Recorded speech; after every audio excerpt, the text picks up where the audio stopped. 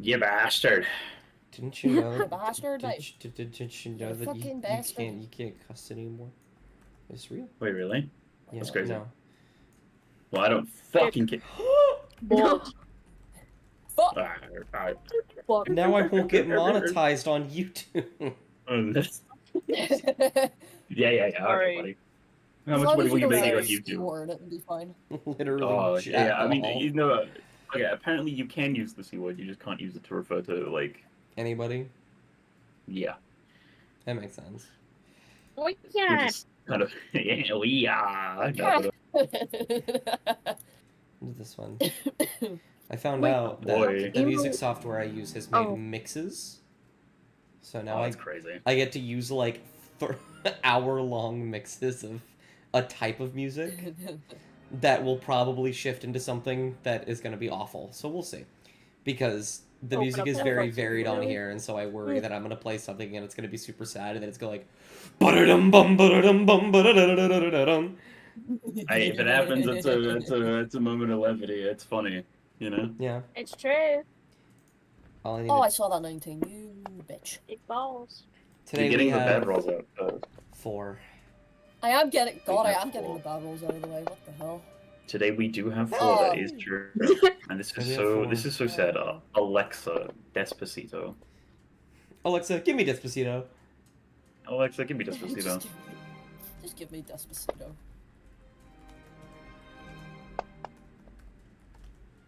What are you rolling for? Six again. Oh my god.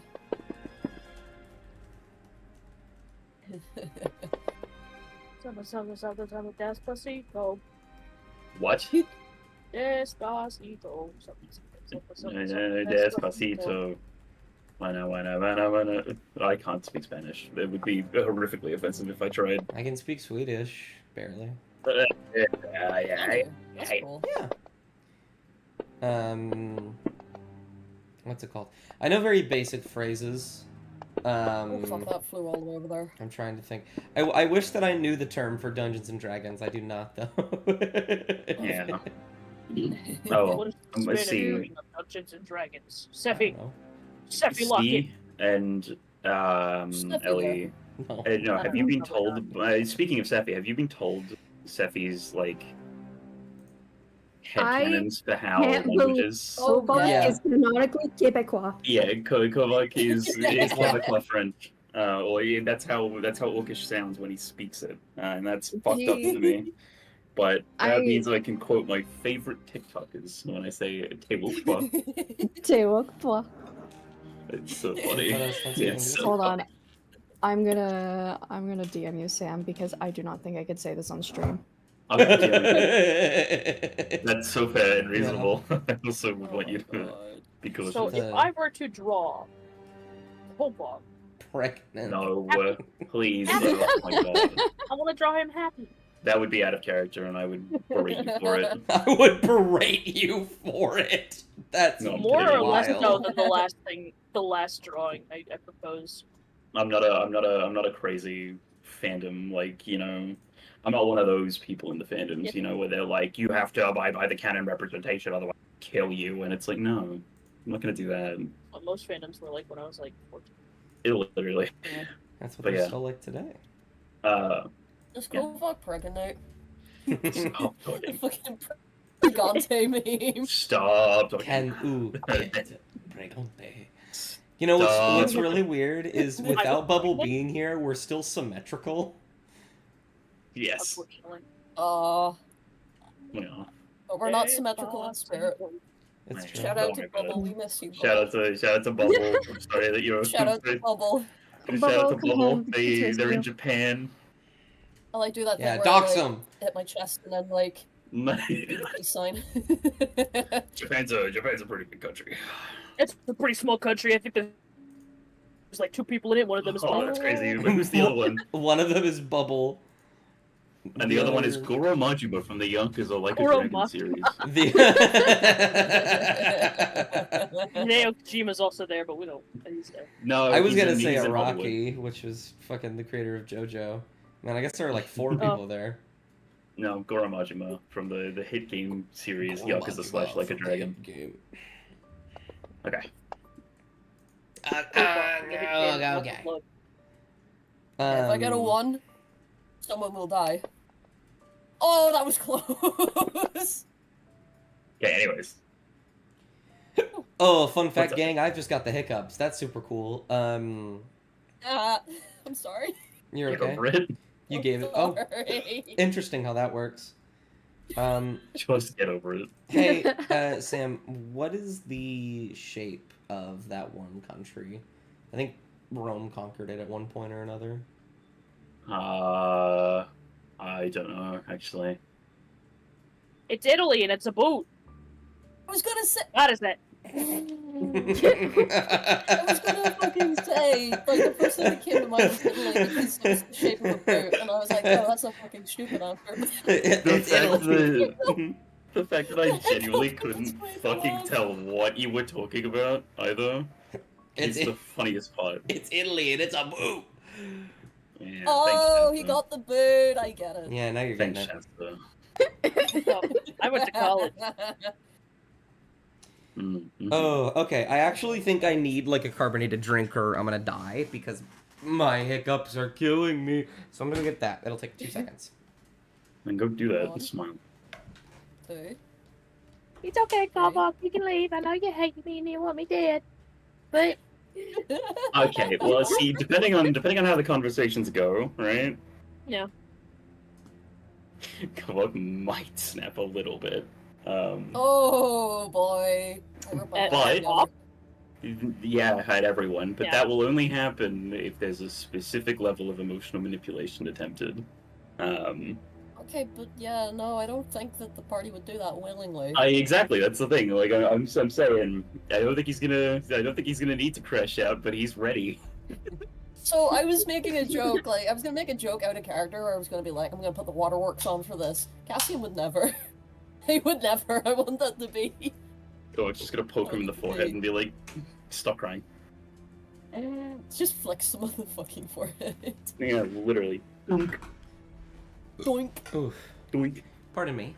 Oh, Your pardon. pardon. of all your Kovoch sins. Majima. Kovoch Majima. I'm from the hit game series. Kovoch. I absolve you of all your sin, and it's like the explosive, like, pulse wave. Yakuza. Oh, the digital. I know exactly what Have been video you're forgiven. talking about. Digital sin forgiveness. Yeah. Alright. Yeah, Okay, yeah. all left. We will go ahead and start. Which is, ooh, excuse me. Someone give me a recap. Hold your breath. Yeah, hold your Jester. breath for a And very also- long time.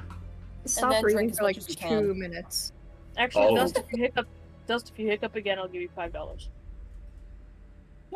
I don't want to take money from you. Anyways, Ellie, Shasta, one of you, recap, smile. Oh, okay. So shit's fucked. Tried to take a drink, you motherfucker. Let's see. So the Trials of Ard are over. We leave the Trials of Ard. We're pretty fucked up. So Kovoch and Crackle go to get some traps from the cave, right? The cave where Nilro was chilling out. They managed to get some traps. Amaya and Mop are talking about sporks. Then we go hang out with our good buddy, that guy. What's his name? I can't remember. Cassian. You know, he's eating, and he starts pulling up crabs. And Mop becomes a crab. Detroit become a crab, and Crab. and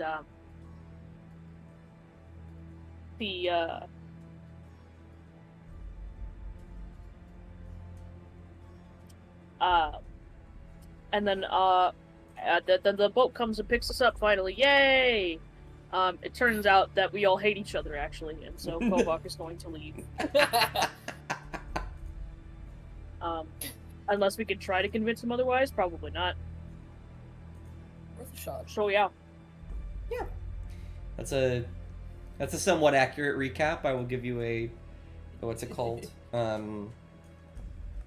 I mean, I don't know about hating everyone. It's really just one person. However, XOXO Gossip Girl. You leave XOXO. you leave Pookie out of this, alright? Fuck Yeah. Anyways, that's Oh, my man. bitch. And so, I've prepared for all the contingencies of how the session can go, and the crash out is definitely on the table. Okay. Love a So- good crash out shot. So we come in. The boat begins to dock on the shore of Newport. It's like, Jesus Christ, calm down, music. It got real loud for a second there. What's the vibe for music today, Dust? I can't listen in, but I want to get my own music Drama. up. It's called what's the vibe? drama mix. Tense. What the fuck? It's very tense. Oh, okay. Music that raises your blood pressure. Yes, pretty much. Okay. But it's more somber than stressful, if that makes sense. Yeah. The boat will pull into the docks of Newport. The sun is setting, but it is bizarre. It feels less like a beautiful ending, or, you know, sitting with your friend while watching the sunset. It feels, oh my god, is that Bubble? Bubble! Hey! Yo, time, let's Bubble go. made it!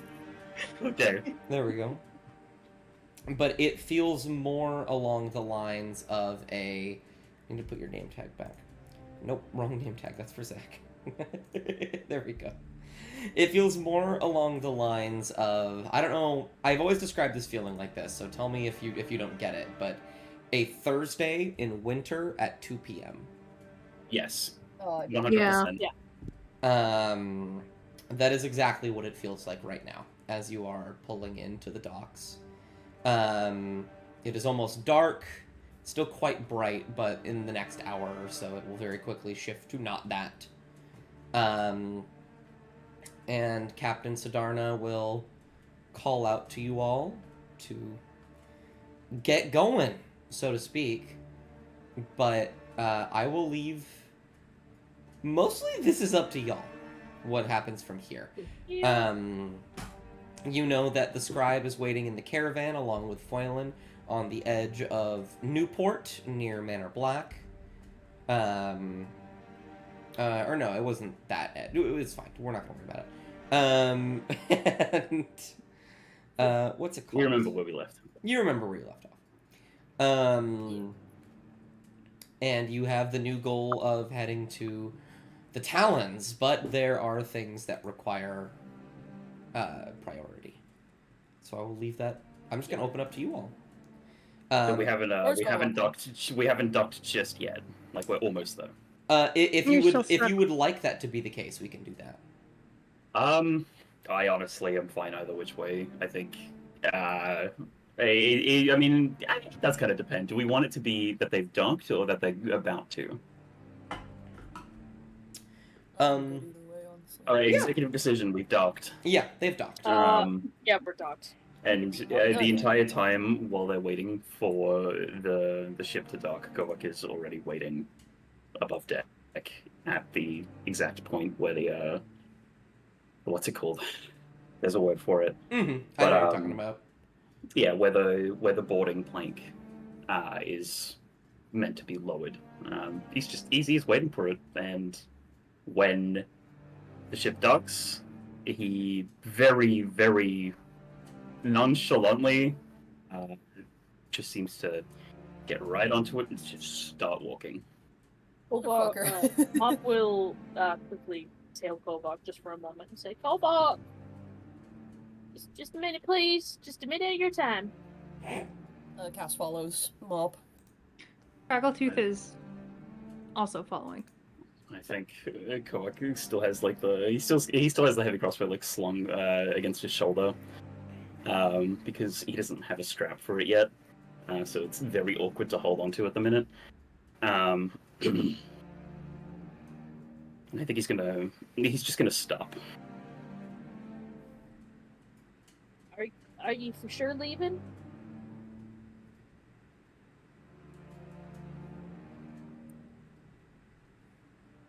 Yes. Okay, well, I can't make you stay, can I? And I think his eyes pointedly sort of go from Mob to... Where is Amaya right now? She's probably the last one out of the group off the boat. Actually, hold on. I'm doing an attitude roll. Oh no. She's Roll for bitch. trailing behind, but she's distant from the rest. And she's just has her arms crossed and she's not really saying anything. She's just looking. Yeah, and I think his gaze sort of flags from Mop over to Amaya. No, Mop.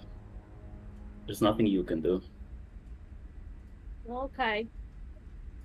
Mop will reach into her pocket and hand Kovoch a little bit of money and say, "That's for trail mix." Of course, you probably should pick some up. They probably got somewhere to buy some granola or something around here, and oats, and other such grains of sorts. Maybe a couple of little sweets to put in there, little chocolate. Is she like holding it out in like an open palm? Yeah, she's holding it out with both her palms. Kovoch's just gonna reach over with one big hand and it's just gonna close Mop's own fingers around their own coin. I have enough money. Don't worry. Doesn't Kovoch have Mop's money too? No, that's been given back to Mop. Okay, cool. I just wanted to make sure. Well, then can you take something from me at all?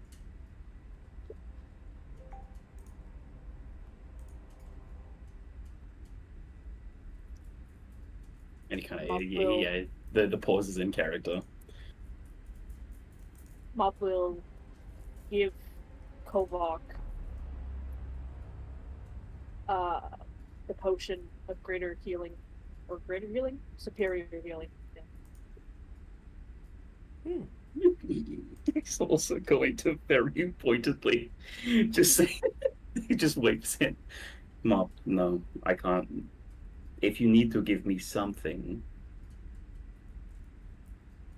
Then he sort of like just, he's paralyzed for a little bit. Mop will just go on and hug his leg. Just real tightly. There's a moment you can kind of tell. Can I give you this? You can tell there's a moment that he's chewing on the underside of his lip, inside of his mouth. This is not something that he's doing lightly. But he's going to just put a hand on Mom's head and sort of just run his hand over it. So sort of like a pat. I'm going to do something very sneakily. What are you going to do? I'm going to put something in his pocket. Roll side. We Kovoch roll can we contest perception. Right. You both have a Argyle. +0. Okay. Okay, Argyle. all right, you've got Argyle. Argyle can help. I will. Yes, Argyle will help me. Sleight of hand. Oh fuck. Okay. Let me 1 moment. You can't see Craggletooth anymore. I can't. I'm on my laptop. That's crazy. Take it. I've cleared it. You should be able to grab her again. No, let me Grapple open up tooth. your tooth again. Grapple Tooth. But yeah, what's little Mop Here we doing? go. Mop is putting the ring, the spell holding ring. The ring of spell storing. Yeah. I'm Are going there to throw up. Are there any spells in it? Because it There can are hold spells in there. up I to believe level there is 5. I want to say there's like a 3rd level Dragon's Breath in there. Okay. Yeah, you said there was a 3rd level Dragon's Breath and I think a 2-level Mind Whip or something. Got you. Okay. 2-level mind whip 3. Okay, cool. Okay. Wait, yeah. hang on. It's in my notes. Oh, wonderful. 3 Dragon's Breath, 2 Mind Whip. I have moved it over. God, that's fucked up. But yeah, no, he's definitely not going to notice. But he's going to just continue to run his hand through Mop's non-hair. My pointy little scales. Yes. I'm like a pangolin. Is going to. You're gonna take a deep breath. He's gonna keep walking, but he's gonna let Mop hold onto his leg if she really wants to, and he's just gonna like have to heave his leg with each step. You make sure you eat at least twice a day, maybe 3 times a day if you really can, and make sure to brush your teeth and comb your hair, and don't forget to bathe. Speeders love it whenever you bathe, though, so be careful wherever you bathe. Careful for leeches. Look out for ticks. Check yourself for ticks every so often, and Mop will just keep going in that sort of line of, speech. Just as they're walking through the streets of Newport, there's a half-orc slugging around with this kobold attached to his leg, giving him life advice. But I think don't pay for horse insurance whenever you rent. Yeah, it's a scam. It's a All scam. right, Janet. Okay, Janet, calm down. But I think if Mop, I'm not going to make you roll for it, obviously, but if Mop really pays attention to his just general demeanor and his body language, he is really not happy with the fact that he's doing this. However, there's a conviction. It's not like a hesitation because he can be convinced otherwise. It's a hesitation because this sucks, but has to be done. But okay. But he's still going to try and lug them over to the caravan, unless anyone else wants to stop him in the streets of Newport. I won't cast a talk to Kovoch, but I'll wait until, because I'm assuming Kovoch is going to be like leaving once they hit the caravan, right? He's gonna go to the caravan, pack his things, and say goodbye to the scribe, and then dip. Okay, I'll have Cass talk to him eventually then. That makes sense. Yeah, we're headed for the caravan first. I figure. Blow it up. What? I can help with that. Well, you said that you're just gonna head over there and you're gonna most likely talk when you get there. Gotcha. Yar. You will do so. You will make your way through Newport. Pardon me. And you will find the caravan sitting on the north sort of entrance, I guess exit from this perspective, into the city, wherein you can see Biscuits hanging out on the front, just kind of sitting there, as well as Foylin poking his head out of one of the windows. Who will look and will see you, Kovoch. Yeah, and I think he's going to make eye contact with the dog and kind of vibing the fact that Foylin can understand him and his thoughts, at the very least. When he tries to communicate them, he's going to say, I'm sorry, but we've got to, like, mentally, not verbally, but it's, I'm sorry, but we've got to go. His ears will drop slightly, but he will, he's not going to nod, because he's not a person. But his sort of playful demeanor when outside of combat will kind of just, like, disappear. And he'll look a lot more serious, and he'll just start sort of clattering to the entrance of the caravan, planting himself in the front. Speaking of which, I will put you all in the caravan hills for now. Okay. Caravan, I missed you. I have only... My sweet, beautiful baby caravan. I have only been on the caravan hills one time. New caravan? What happened to my marsh? You guys aren't in the I market? eated it. I got hungry, smile. I can't believe you needed it. Biscuits token! Yep. Yeah! Biscuits token. I'm just gonna put you all outside plant yourself wherever you deem fit. Except for Argyle. Hi, Argyle. Argyle's inside for some reason. He's hanging out. Is Kovoch so fucking big? Because he's huge. I can't move. Why Yeah, can't I well, move? Well, did it. I can move. There we go. Okay. Yeah, why the Think fuck is that's- Kovoch so fucking big? I don't know. I look normal sized. Yeah, I think Kovoch it's. looks Yeah. normal sized. Yeah. I think it's because you're looking at a new profile picture. You've got like. No. Oh, wait, yeah, because it is the old profile. Look, I'm gonna send it into the Unchained chat, but, like, Kovoch's fucking huge. Look at this.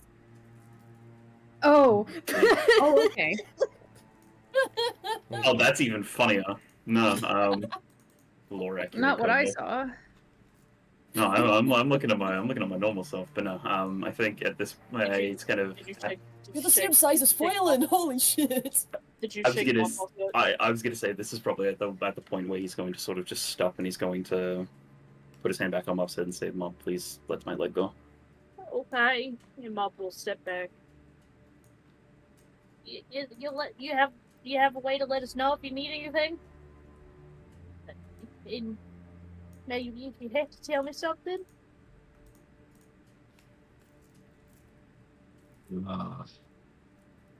Fuck. God damn it. And he's going to. Again, he's going to pause. And he's going to reach into one of his back pockets and is going to pull out a familiar looking scroll. It's the scroll of sending. Mm-hmm. Still That's has only that. one-time use. It's still something. Okay. But he's just going to shove it them up and then put it back in, sort of just pointedly climb onto the caravan. He's up to the door, swing it open, and then he's just going to stop at the door. I think Craggletooth will be following him. He hasn't noticed. Okay, good. I mean, I think there's that sort of awkward moment of eye contact. Is like you've come home really late and your dad caught you in the act of like returning so late, and he just kind of looks at the scribe and kind of just averts his eyes for a moment. He'll stare at you for a brief second, but will move out of the way. He doesn't want to be in your way. We'll just start to walk. Let me move Argo. Thanks, Argyle. Yeah, he just sort of is out here actually. just sort of slinks past, heads for the room, starts to pack his things away.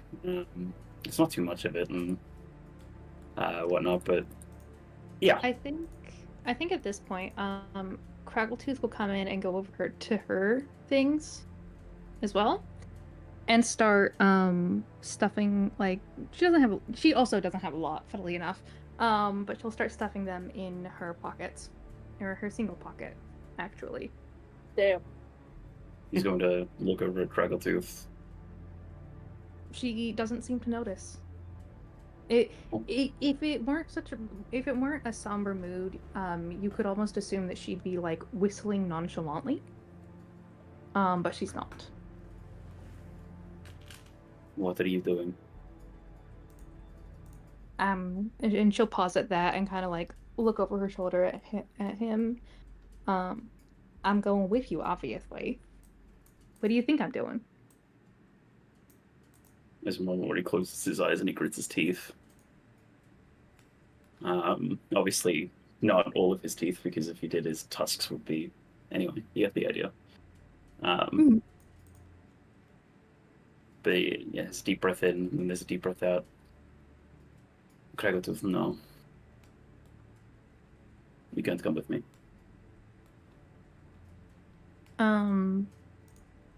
Last I checked, I did have free will, so Craggletooth, yes, actually. She puts like a shirt in her pocket. The edges of it are like laying out of her pocket. It's a haphazard job.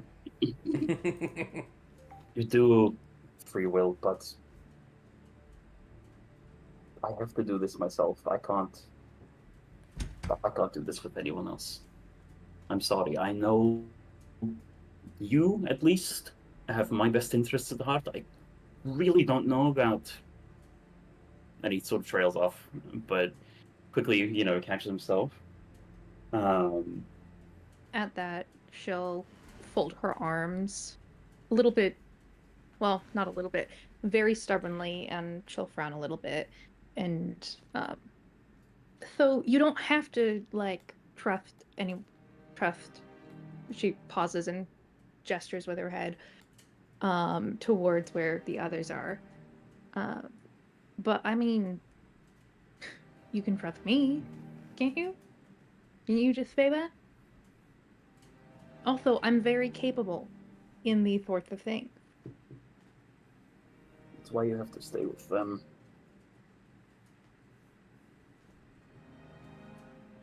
You know how the other two are, at least. They're not going to kill something that needs to be killed. You need to be there to pull the trigger when it matters, but I also need to do this for myself, okay? I love you and I appreciate you, Crackletooth, but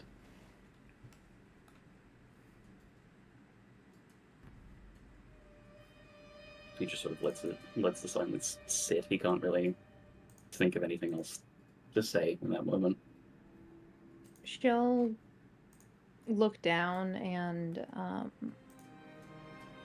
like keep her arms folded, but you'll see. Hang on, I gotta do a thing.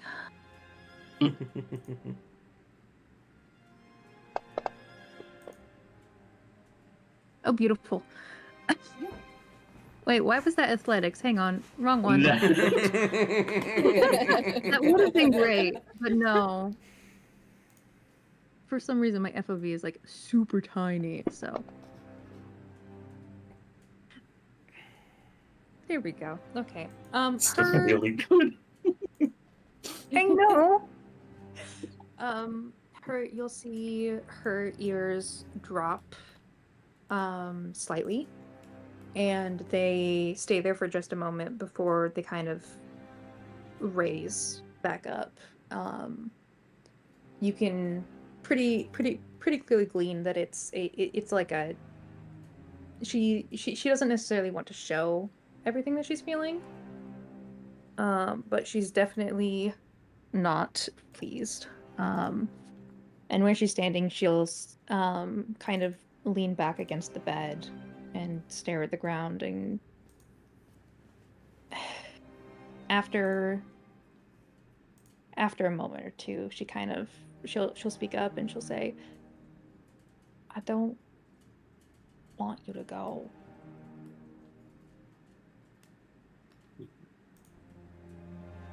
I know. I have things that I have to deal with. Once they're gone, who knows? But... And what happens if those things deal with you? And at that, she'll look up.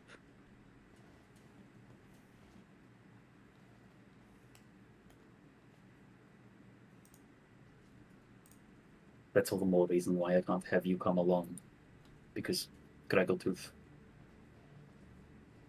I know you have a family out there somewhere.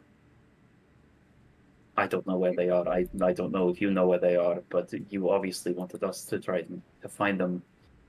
And her ears drop at the mention of her family. I want you to be able to find them. And I want you to be able to be there for them.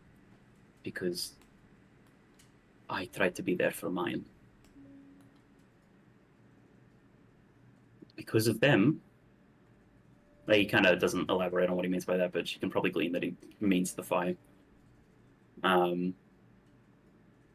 don't have that luxury anymore.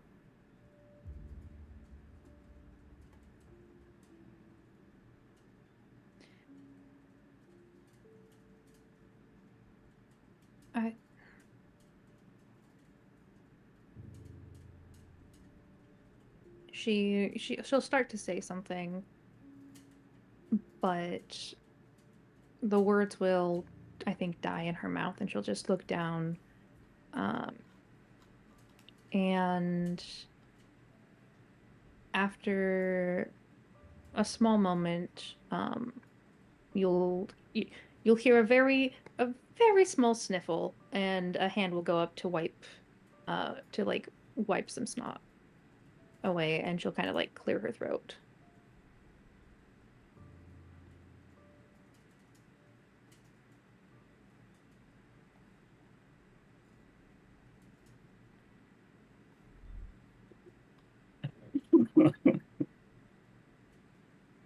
Yeah. He's going to go over to Crackletooth. Is she standing on her bed? Is she on the floor? Where is she? She's standing on the floor, leaning back against the bed. Her head comes up like just barely over it, I would assume. Mm-hmm. So He's gonna crouch all the way down. she'll look up to him. And he's just going to give her a hug.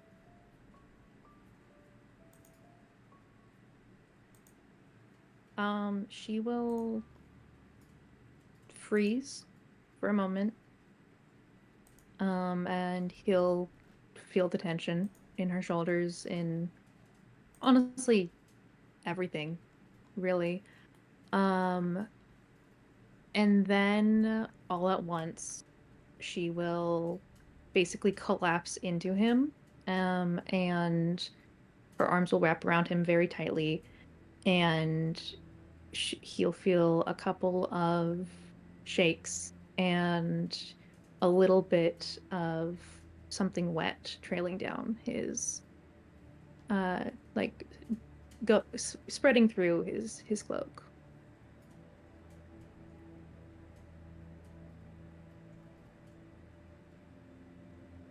I think he's just gonna hold on to that for, I guess, as long as Crackletooth is able to. But then again, he doesn't want to leave himself open to the idea that she then thinks, yeah, this is how I'm going to keep him here. So eventually he will let go, but he's going to try and outlast Crackletooth at the very least. But I think there's a beat or so as she's crying, when she kind of takes a shaky breath in and then lets it out, and probably nobody else, even if they were in the same room, would be able to hear, but because she's so close to Kovoch's ear, and because Kovoch is so close to her, then Kovoch is able to hear, where just barely under her breath she says, "I'm scared."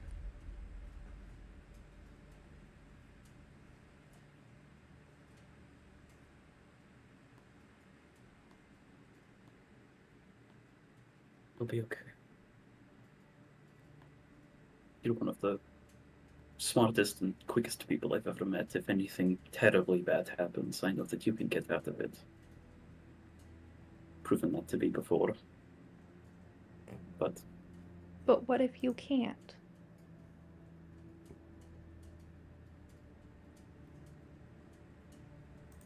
I'll be careful.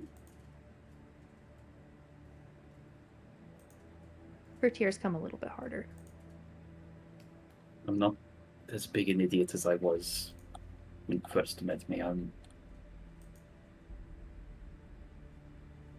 a lot more cautious now, I want to think. I promise I'll be careful.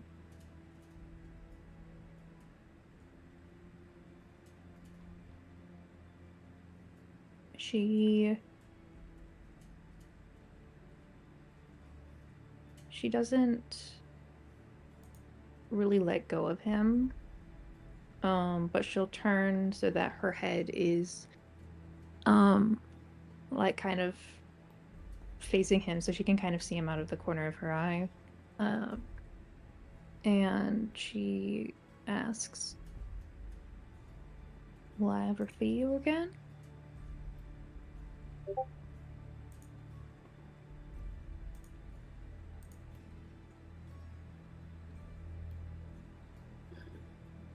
Once those other three are gone, dead and buried, then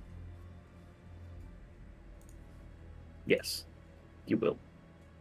But I can't. Like, I can't. Just. I need them gone before anything.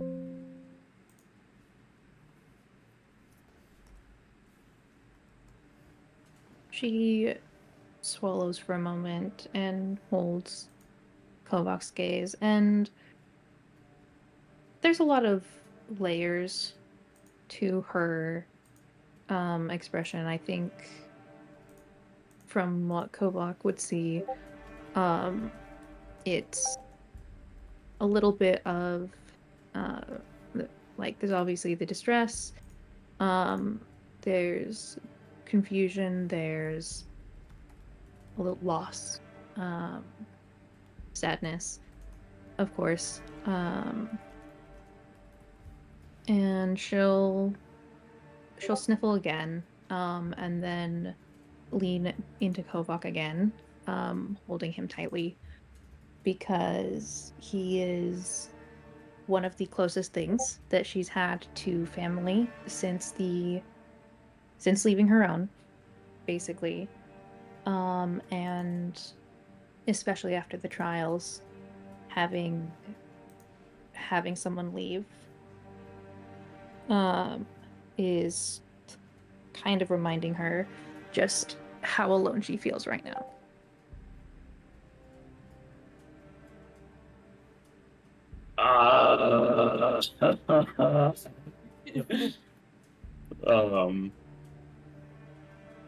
I also fear that she's not going to be the first one to pull away.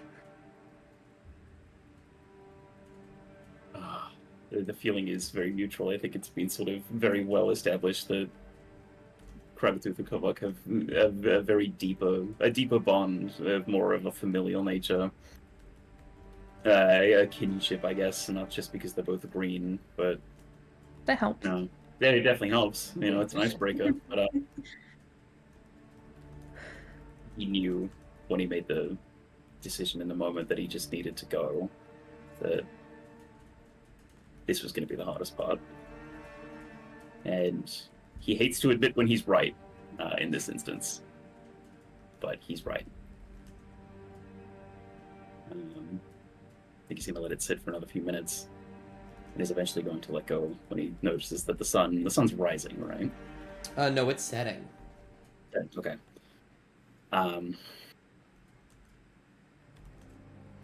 He's going to let go slowly, but he's going to let go. It takes a moment for her to actually let go of him, but eventually she does.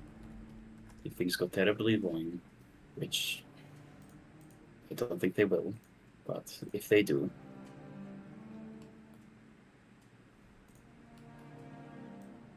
and he hesitates for a little bit. I'll come and find you. Her ears raise slightly, and she sniffles a little bit, and kind of tries to wipe away her like little, tears and snot, but it's not too effective, so she just kind of gives up after a moment, and she looks at Kovoch, and she sniffles, and she goes, "Promise?" And it's not an instant response. I think he thinks about it.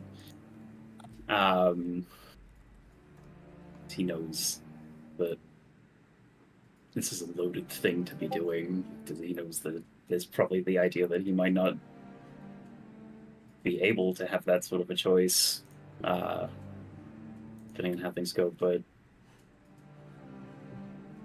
even with all that sort of doubt and everything lingering within him, I think he's still going to muster his best attempt add a small, comforting smile. He's going to run a hand through Craggletooth's freshly washed hair. Because I'll remind you, she did take a bath before trials. I promise.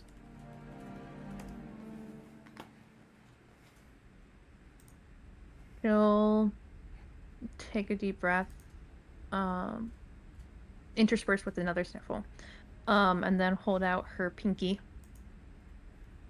expectantly. And she'll say, "You can't break a pinky promise." It is a very dry, humorless chuckle. But he is going to extend his own pinky, and it is a comical size difference. It's like a pencil next to a Monster can. He's still going to very gently sort of,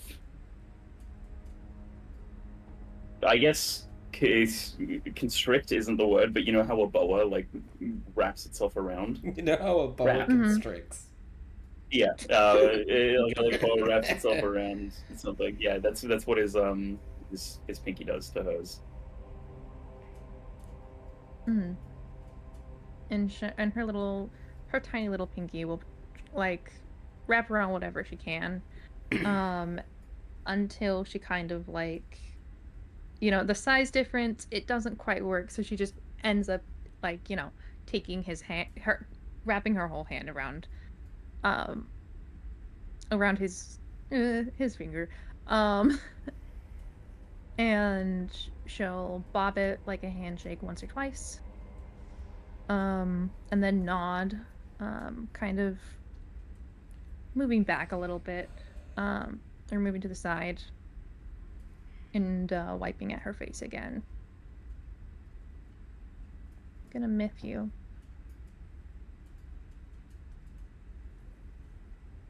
The feeling is 100% mutual. Please don't think I'm doing this simply. But No, I know it's because you hate me and you want me dead. Yeah, okay, that's It's completely deadpan. That's not it. I promise you that's not it. But I meant it. If there's really bad trouble, if there's something I can't handle, I'll seek you out. I know that you guys are headed for the Downlands, and even then it's, no offense, it's not going to be too difficult to miss that big caravan. So. And you're not gonna wait until you're like in trouble you can't get out of. No. Right? No. Old me would have, but not me right now, at least. She lets out a shaky breath.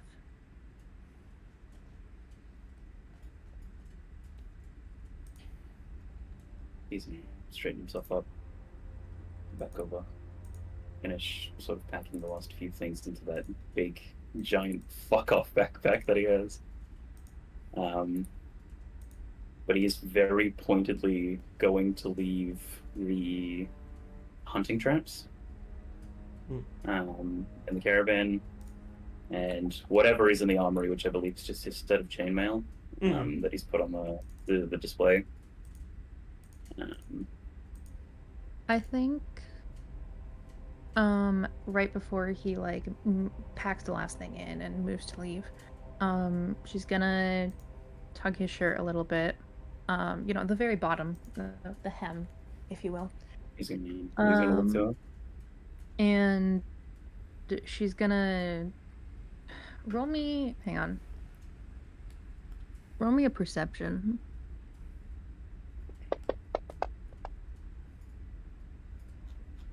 Oh, you feel, and he's going to feel something slide into his pocket. I'm going to look incredibly dead in the eyes. What have you given me? She like gives an exasperated look. Well, it was supposed to be a surprise, and she'll kind of step back, folding her arms, perturbed. I mean, it still can be. It's not. It's not something extremely valuable of yours, is it? Fine, extremely. And he kind of just looks down at his shoes. They're still the winged boots, right?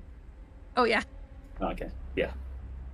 Yeah, I don't know what's going through his head, but there was probably a part of him that thought those boots would be like able to change their size, and so he's glad to see that she still has them on. I'm not giving you my booth, Kovoch. Listen, I may like you. I don't like you that much. No, okay, that's a good thing though, because I would have been very worried if you gave the boots. Listen, if I'm ever like, if I'm ever being held under duress, I'll give you my booth then. Okay, that's like a signal to you that I'm under duress and you need to save me from myself. Okay. Oh, okay, I'll keep that in mind. But he sort of puts his hand over the pocket. Looks attractive. Can I look at it now, or should I look at it when I need to? She kind of sighs, an exasperated sigh, you know, her arms folded, huffing a little bit. Well, it would be easier for you to, like, know what it is now, I guess. Gonna look in his pocket. What is it? Bubble? Please add 1 potion of invisibility to your inventory. Fuck's sake.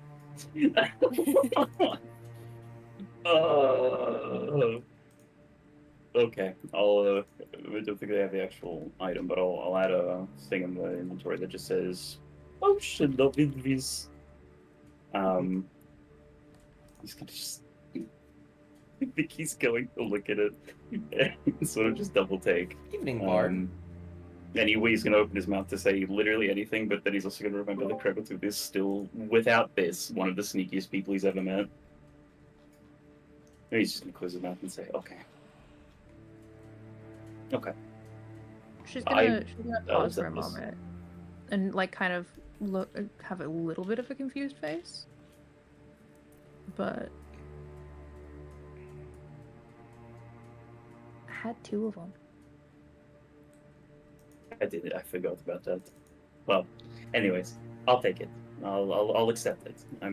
If you didn't, I'd steal it back. So. Good to know. But he's going to sling his backpack over his shoulder after putting the last final thing in, which is now the potion of invisibility.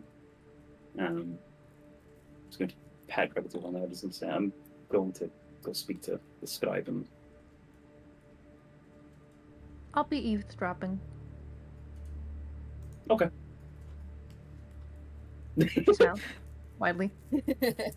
He pretends to smile, but it does not reach his eyes. But it's still genuine. It's just exasperated. But he's going to make his way out of the room and kind of shyly, I guess, approach the scribe. Mm-hmm. He will be staring at you. You can tell that he was definitely looking in that room the whole time. You said that when everything started that we could leave, that you weren't keeping us all here, right? I didn't imagine that. They will nod.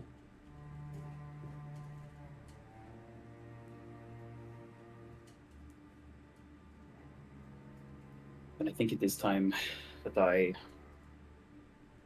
don't know how long, but I think it's time for me to go my own way. There'll be a brief pause. Their expression doesn't seem to be changing as this conversation goes. They still hold that somewhat blank, slight smile on their face that they normally do. And they will say,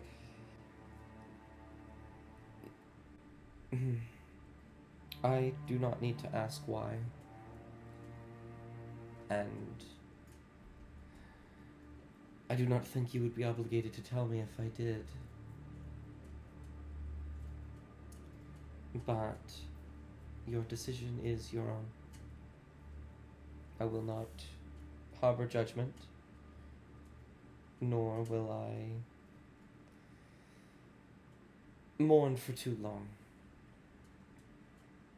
Know that this is a mission. This caravan is a home base, but it is still a home. Even for you, if you ever wish to return. He's gonna take that very much at face value. Just gonna sort of give a nod. We will see. It depends on how quickly I'm able to find the others, and I kind of trails off looking in that direction. Indeed, it does. You probably know exactly why I can't stay here. So I'm not going to. My ability of precognition has waned in recent months, especially since I have met you all. That being said, I do not need precognition to have a good insight into people.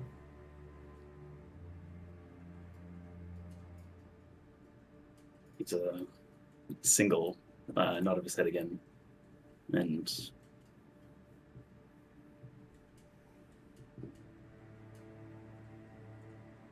if my worst fears do come to pass, and if she does stab you in the back, I'm not going to let it slide. I thank you for that. Though they'll look like they're about to say something, and then they won't.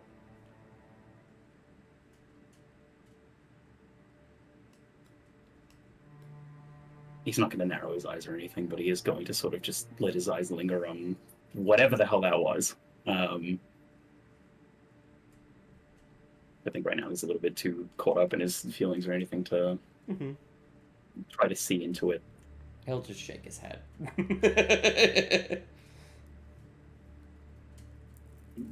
If I come across anything along the way, I'll be sure to find a way to get the information to you. I know what we have to do now, or what, I guess, the mission is. So if I hear anything about any of the artifacts or him or anything, I'll find some way to pass it along to you. Understood. I appreciate that. Your commitment is... Ashton couldn't think of the right word. I almost said negligible. I thought there was a character named Ashton. I just fucking forgot about it. I'm like, huh? Your commitment is commendable. I appreciate you very much, Kovoch.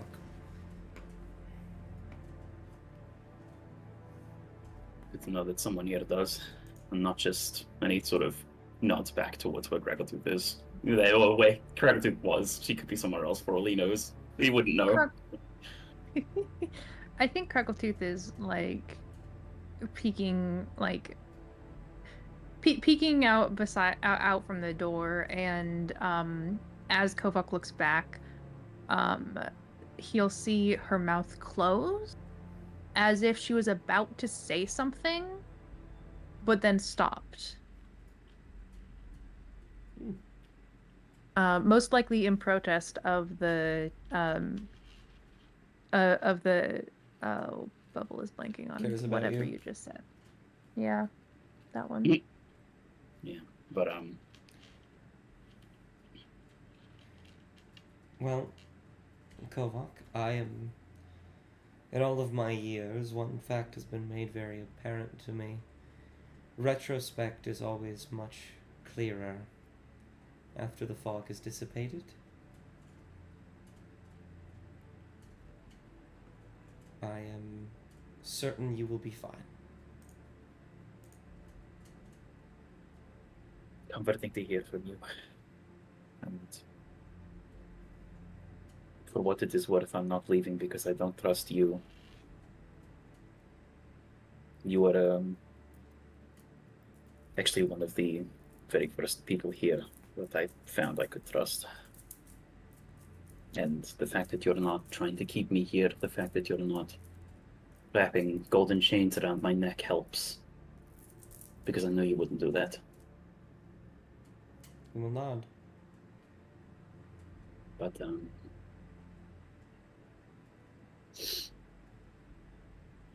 I made a few promises to a few different people, and I intend to keep them. One of them is helping as much as I can still, even though I will be going my own way. Mm-hmm. It cannot be with her in the same room, not now, at least. And what is needed for me to feel comfortable about the idea anymore is a complete and utter, a change overnight. And I think you and I both know that that doesn't happen. Can you make an insight check for me? And what the shit, man? Okay. Scrabble will just nod.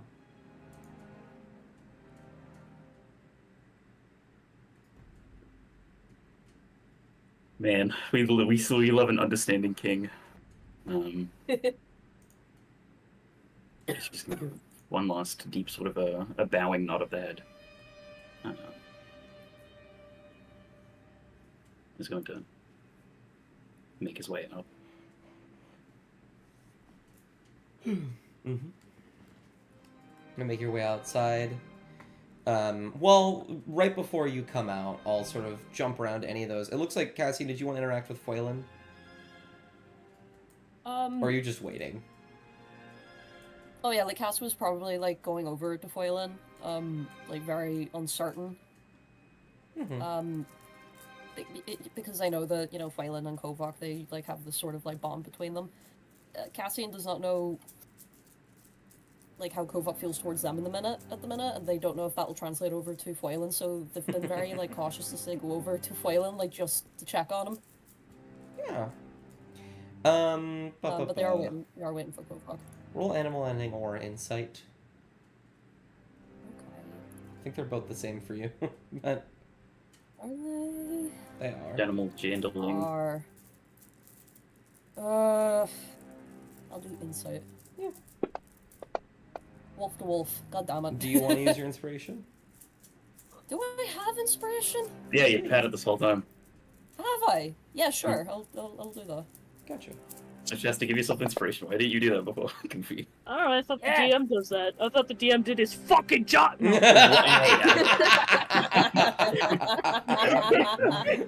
That's crazy. That's crazy. I love you, DM. That's it. I'm killing Argyle. I had this cool thing I was gonna give you, and now I'm not gonna give it to you anymore. It's Rat crazy blender. how that works. Rat blender. I do actually have something I need to give Mop by the end of the session. Remind me if I forget.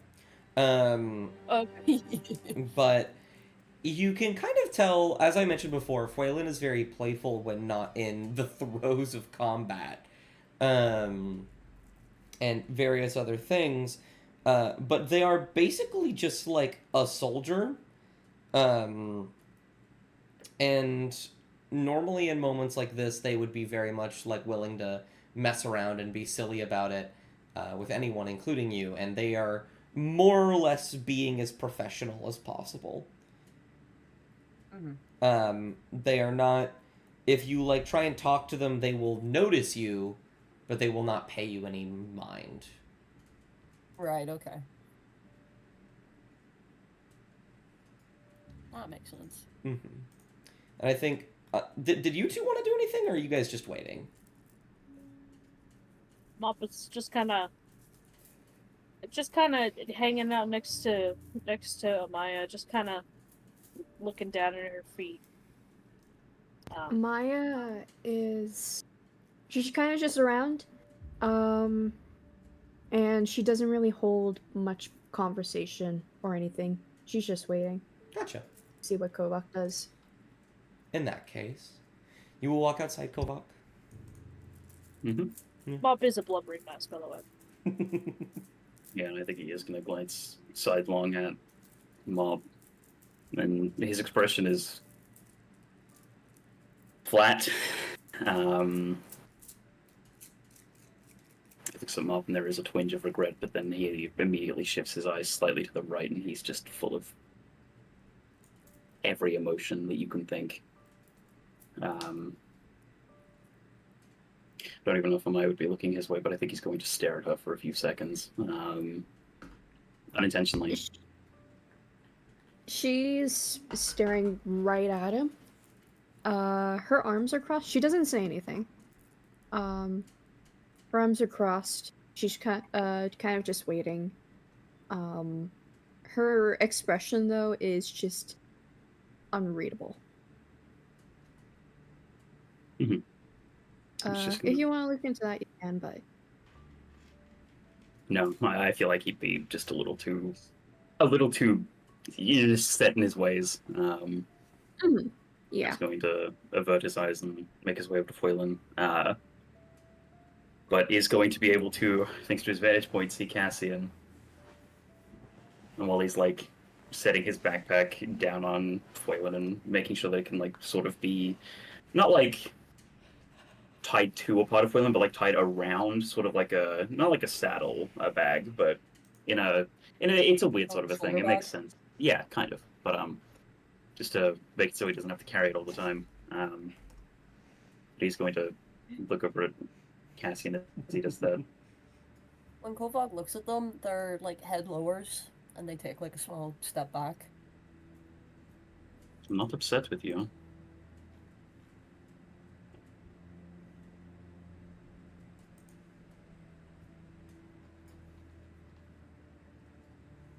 I'm sorry. I don't know why. I just told you I was not upset with you. Yeah, but they're like bringing their hands together. They're like shifting their weight like to the other foot.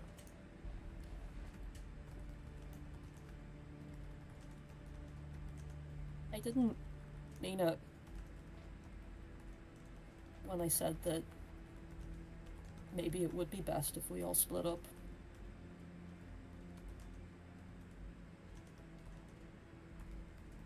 You know, finish sort of strapping the backpack to Foylan, is going to hop off in the caravan. I know.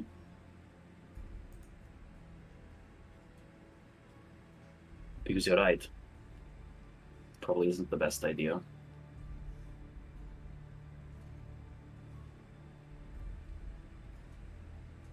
For most of you, at least. But for me, I have some things I need to work out. You know what I'm talking about. I think you're the only person that really does know, but I nod. seeing as you're also the only person that knows about it, you know why I can't ignore having someone that I can't fully trust around me. And he sort of glances into where Amaya is. There's a horse in the way, but, you know. I think he's tall enough to look over the fucking horse. Maybe, but like the general direction. Just so Cassian understands that he's not talking about him. Well, to them, sorry. No, you're so fine. They nod. They know exactly what he's referring to.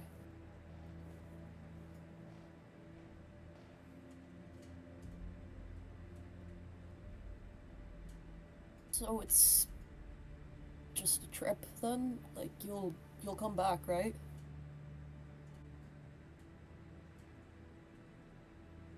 Yes.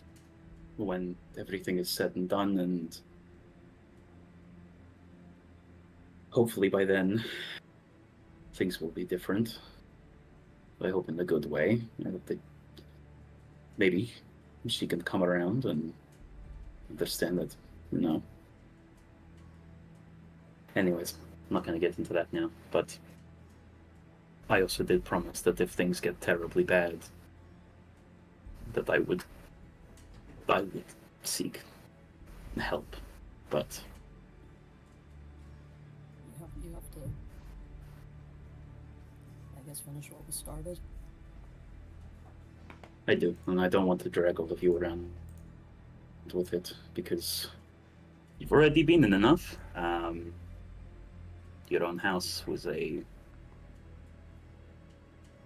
killed someone in your house, and I feel kind of bad only because it was your house. There are jaw sets when he says that, and they completely, like, avoid his gaze them.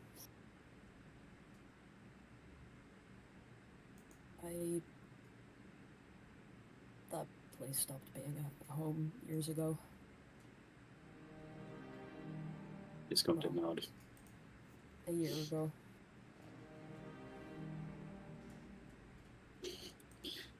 Yeah, there's a nod of understanding, but it also just doesn't help that those bandits on the way into the city of Sudal, it doesn't help that, I mean, I'm gonna go out on a limb, the Sahuagin one, there for the rest of you. Going to assume it's tied in. And so to that end, I hope that it at least takes a little bit of pressure off of all of you. But you all have different things that you're needing each other's support on, and while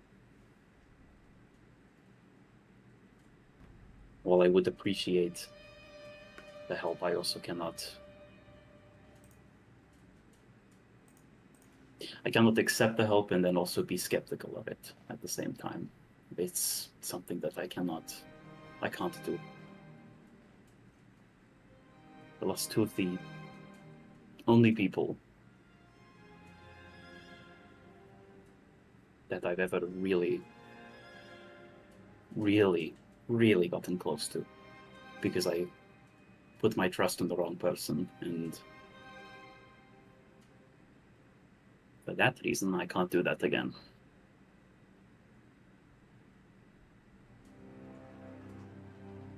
When he says that, their hand, like, absent-mindedly lifts, and it, like, hovers, like, over their chest for a moment.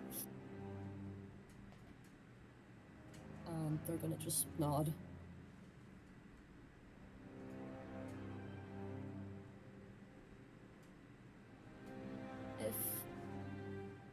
If it gets bad, you can, like, if you're in real bad trouble, you can come back to us and we can help. I promised Kraggletooth I would do that. But I'm not going to be breaking those anytime soon. Just gonna very momentarily think back to his trials.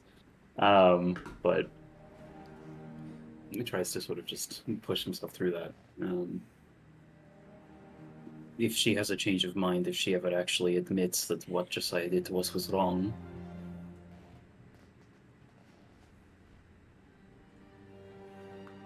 let me know. Yeah. I know it's a little bit of an odd request, but gonna sort of just very precariously balance the heavy crossbow on Flaylin's back, because he's still been holding it. And is instead going to just hold both of his arms out to Cassian.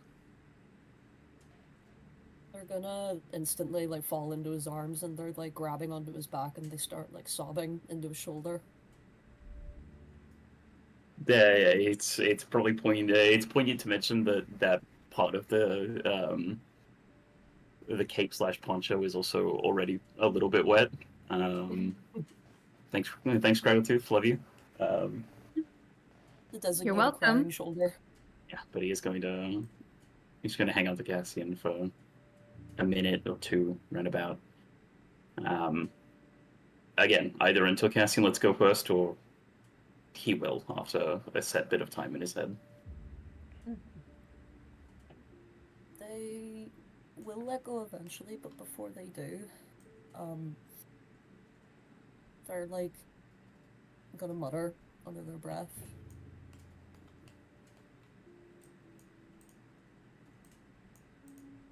Please don't die. I have no intentions of doing that. Not after everything that we've been through, not after everything that happened on the Isles. I've got no intentions of being stupid or dying. Because I've already watched so many people die, Kovoch, and I don't want you to be one of them too.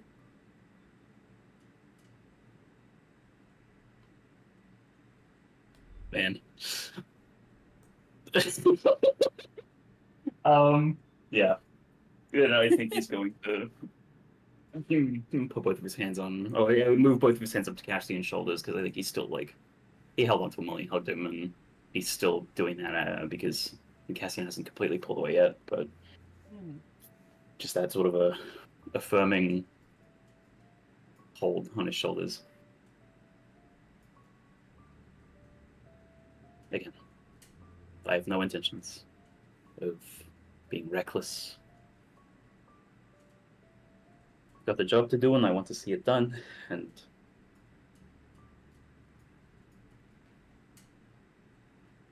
we're still going to be working towards the same outcome. That will keep me going. I'm not going to be an idiot. I'm not going to put myself in situations I know are bad. And if you need me to, I will promise. Sorry.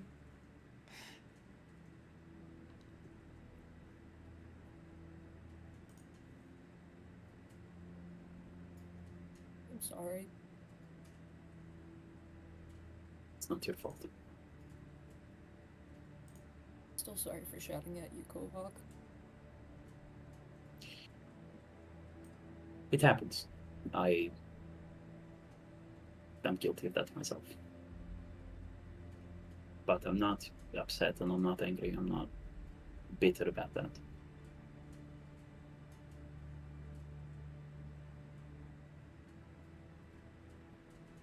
They're gonna, like, suck in, like, a deep breath, and they're gonna lean forward for a moment just to, like, bump their forehead into Kovoch's shoulder before they reluctantly let him go and take, like a very small step back. I think Kovoch's then going to move on over. It's going to mount up on the big dog. Mm-hmm. Big dog. Well, Scribe will walk out, just to watch. Mm-hmm. I think He knows. Yeah, he knows. I think Craggletooth will hop up on the railing and give Kovoch like one more hug from behind. Kovoch's going to lean back into it. Hop's just Don't gonna wave at die. him. And Kovoch will wave back. Argyle will also wave. And Yeah, he will wave back. Of course, fucking. He will absolutely wave back. Yeah, but I think, right, like as he's kind of walking up, Craggletooth will, I think, flick his ear, and then Misty Step away to this side, and stick her tongue out at him. He's going to roll his eyes, playfully, of course, but Of course. yeah, I mean, I think he's content. I think he said everything he needs to. With that, he's gonna make his way probably back towards Newport, all things considered, but Yeah. that is where he physically departs. For the sake of simplicity, I am going to change Kovoch to neutral and make him invisible. Can you still control him? Yes. Yeah. That way, if you want to actually see what's happening on maps, you could be there. And nobody can see him. I don't think. As Kovoch starts to ride away, The scribe will clear his throat and will say, "All right, everybody, get in. We have work to do." And we'll I'll turn around. look in the direction that he left and go inside. I'll go lead the way. Mm-hmm.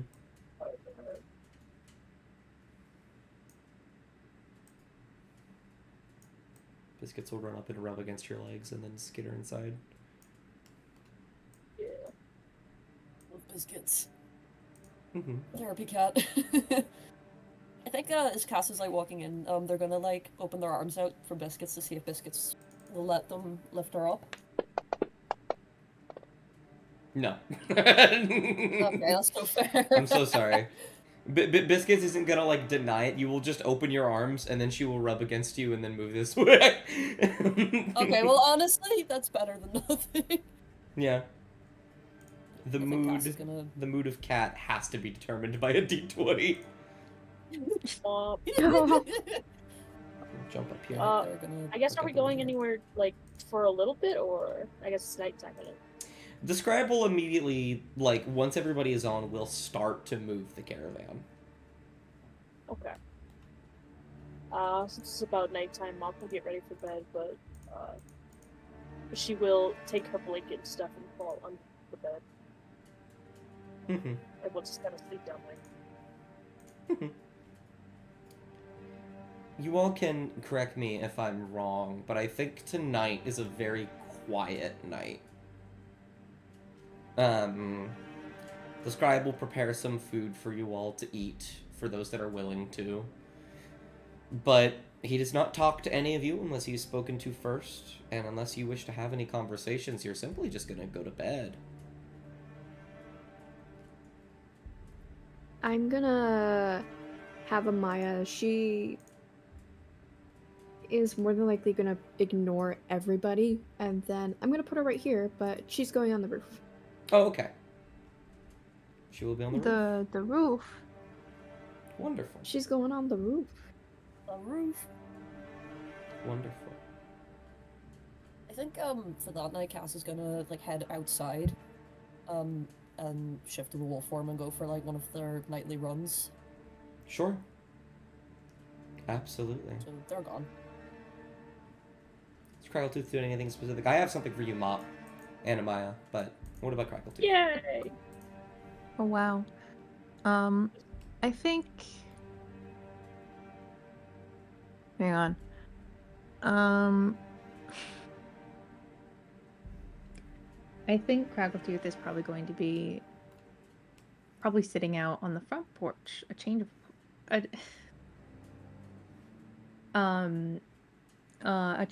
is, you know, a change of pace from her typically being on the back porch, but she's probably like perching on the edge right there and just kind of looking back to where Kovoch left.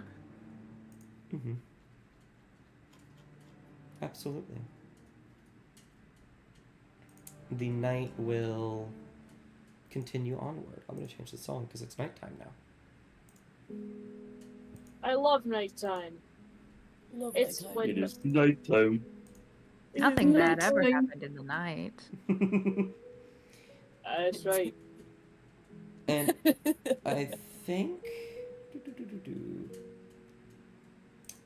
I think that we'll go with Mop first. Mop, you are having trouble sleeping. You are constantly waking up and looking around your room, and nobody else is here. They are all doing their own things, of which you are unaware of.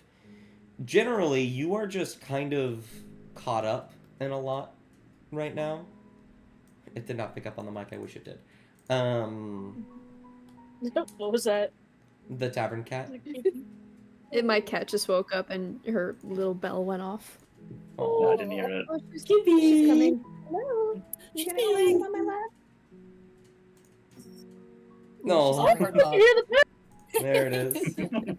The kitty. Can Mop roll a wisdom save for me? Okay. Oh no. I wonder what that's about. Wisdom save. Yeah, wisdom save. Okay.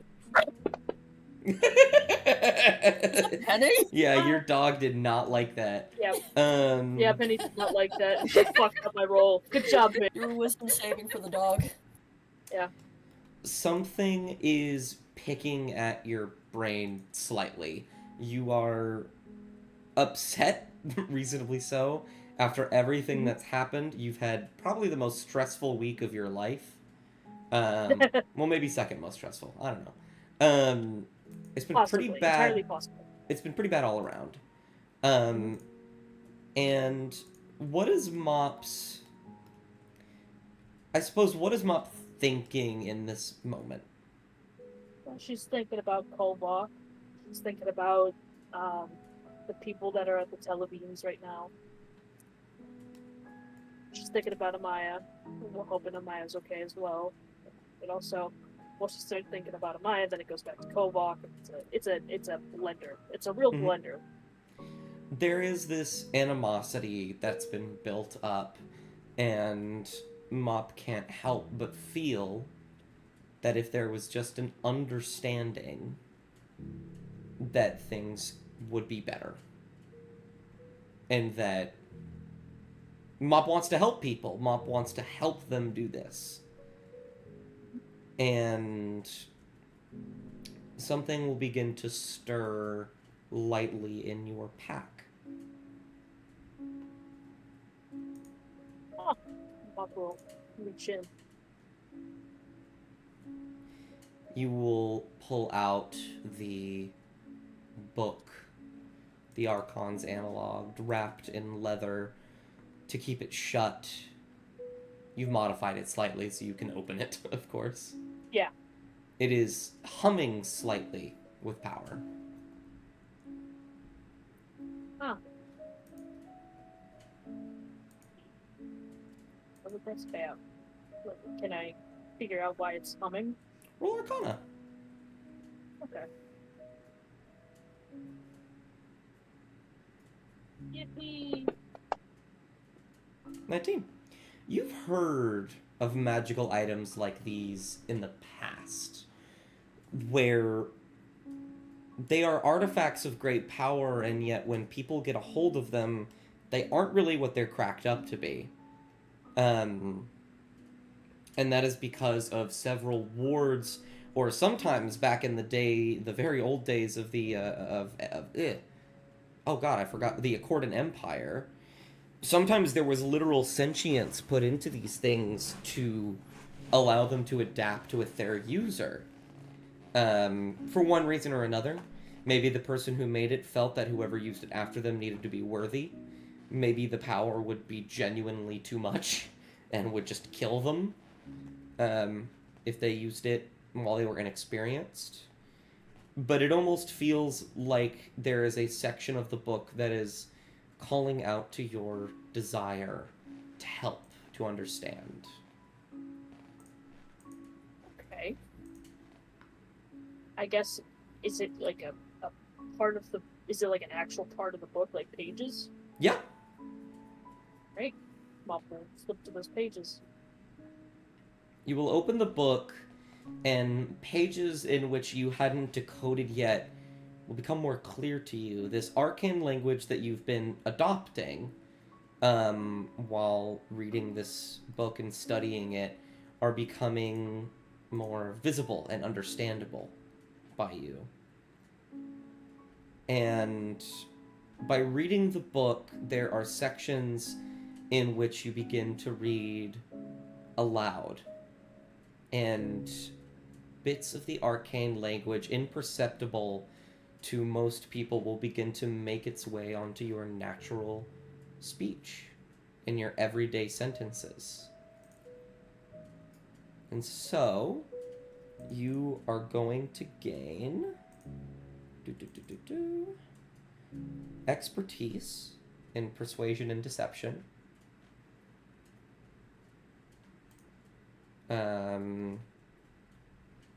Which doesn't seem like the deceptive type, but that's just what you get. Yeah. And additionally, you will gain you will be able to use the spell Charm Person as if it was a cantrip, as in no spell slot required. Oh, wow. And once per long rest, you may cast the spell Charm Monster. Oh, wow. Little Mo. Let me do Well, that seems devilish. Charm I love mop. Person That and seems Oh, absolutely Charm devilish. I'm not sure if I like that. Monster. Yeah, There you go. Question. I put them under wizard effects for you. Question Mm-hmm. about Charm Person. Yes. Actually, let me just look at the details on it. Okay. Where is it? I put it in your wizard effects at the bottom. Okay. Hang on.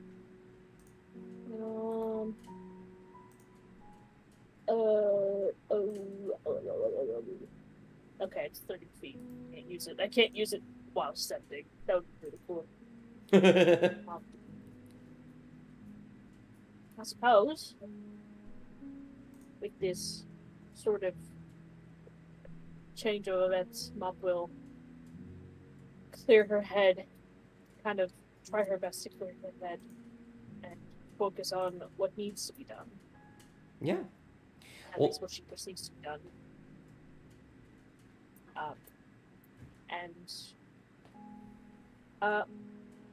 We'll just cast Sending. Okay. And I'll ask you to cast it on a second, but Okay, great. that's something I don't know if Mop notices. After you delve deeper and this arcane language kind of becomes one with your own and your everyday speech, it feels really easy to concentrate. Really easy to just hone in and understand things more. Oh my god, homegirl took a Xanax. Holy fuck. Mo. Finally. Holy Um, shit. It's happening. We're getting medicated, baby. Who do you cast sending to? I cast Sending on 2 seconds. On who? Give me 1 second, please. Oh, okay. On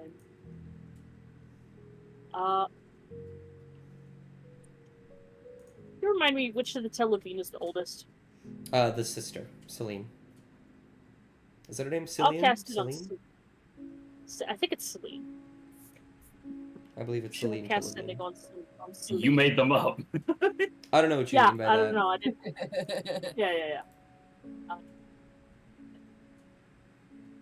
And we'll say, hi. It's Mop. Please pay your staff and let them leave.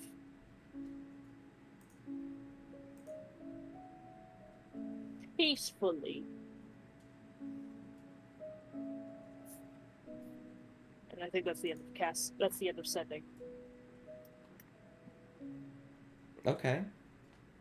I think there's a minute before a response. They definitely weren't expecting to hear from you. And you will receive back, "You worthless little runt. You do not command me. You are mine. It's due time I remind you of that." Oh! Oh no! So good. If you don't want to kill her, I will. Like, You're I gone! mean, If you want to kill her, I will. I'm just saying will when we fucking get to kill the them. when we get to session like 120, right? If you don't want Mob to kill them, I will. I'm just saying. We all kill them. Yeah. Please. Can I roll Can we- persuasion? Can we commit noble genocide in the future? What are you... Noble genocide! Kill the noble. Roll persuasion. I'm Hmm. joking, of course. No, I don't think this is applicable here. You could have made an argument for intimidation if Mop went down that route, but...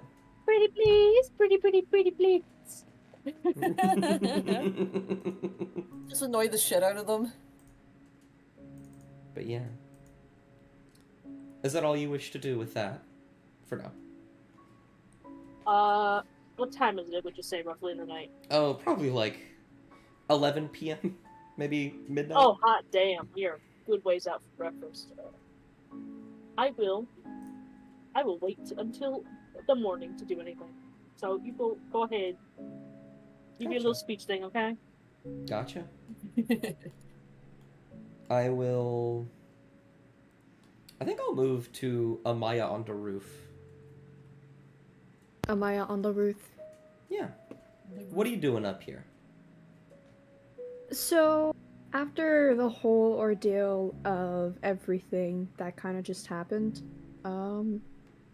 she is just on the roof. At first, when it was still sunset and Kovoch had just freshly left and everyone was still freshly sobbing, she was kind of just sitting there. But now, as the night starts to grow a bit more, she's sort of just pacing. She doesn't exactly want to go down to the caravan and go to bed just yet. But her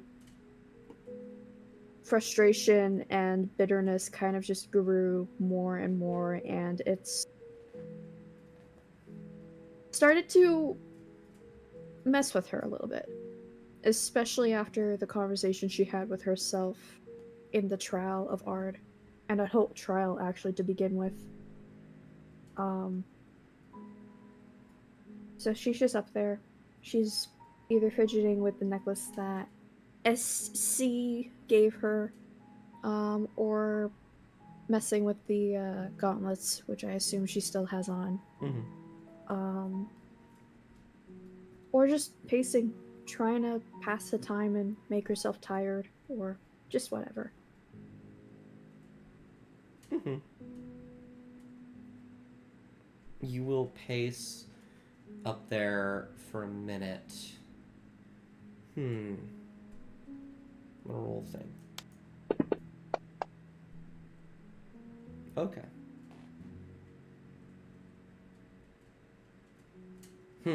Okay. I think after a moment, you will see on one side of the roof, the scribe is just sitting there. Oh. He's not looking at you. They're just looking out as the caravan moves and hits little bumps in the road. But they're just there. They kind of just appear, and she just... I assume that she has her back turned when they appear, and then she turns around and she sees them kind of just there, and she's just like, audibly, she's like, oh, what the fuck?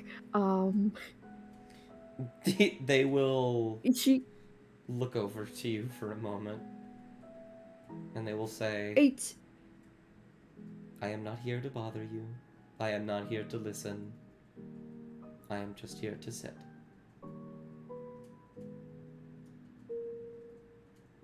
You're just as bad as Craggletooth with that. Sneaking or whatever. I suppose I am.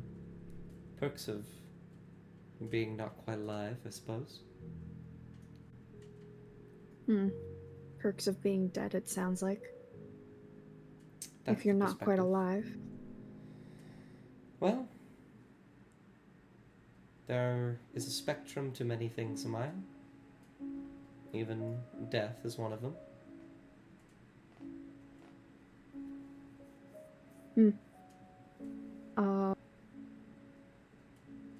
She kind of doesn't say anything beyond that. She paces a bit, and then after a while, she just ends up just growing more and more irritated. So she sits down on the roof. At least a few feet away from the scribe.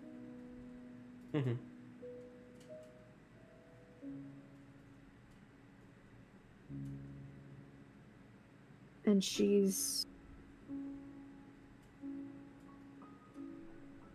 she doesn't know what to make of the situation. Because she still believes that she has some sort of rightness to her. But the way that everyone is reacting,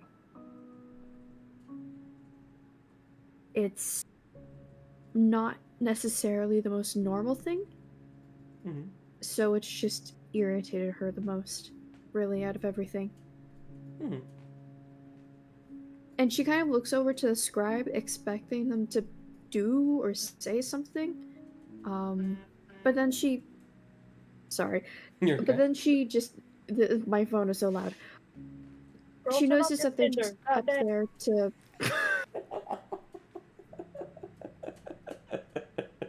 She just sits. She notices that the scribe doesn't do anything and kind of keeps true to their word of just wanting to relax up here. And so she just sits. Mm-hmm. After a while, she'll try to make conversation, I think, because I just realized now that they never actually really talked since session 1. Mm-hmm. So you just let him go after all of that. You don't try to reason with him or anything? Even though he seems very valuable to you and this whole operation you're planning? I have been doing this for 20,000 years. I have told people that their cities, their families, everything they know and love will die if they don't listen to me. And some listen for a time, but eventually they all distrust me. I cannot force someone to be safe if they refuse to be so themselves.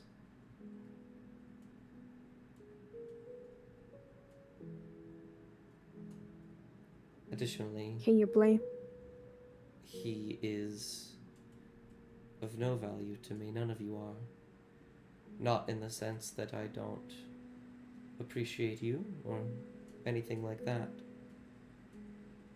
I didn't come to you because you were convenient or because you were necessary. I came to you because I saw potential. That potential does not need to be harnessed.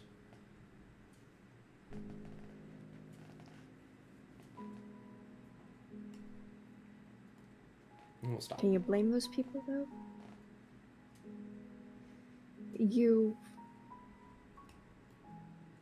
You've had this sort of air around you that everything you say goes, and let's say, hypothetically, yes. You go to a town, tell them that if they don't do a certain thing, that they're going to die. Can you blame them, though, for not listening to you? I mean, to what I know of you, you just show up out of thin air, tell people about these prophecies. These people don't even know you. We don't know you, and yet...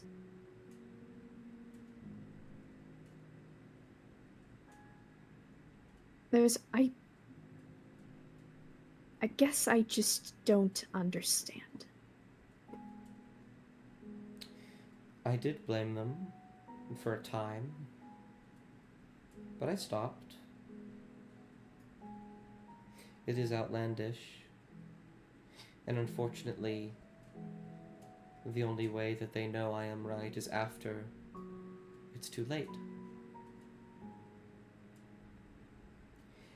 I do not speak under the assumption that what I say goes, Amaya.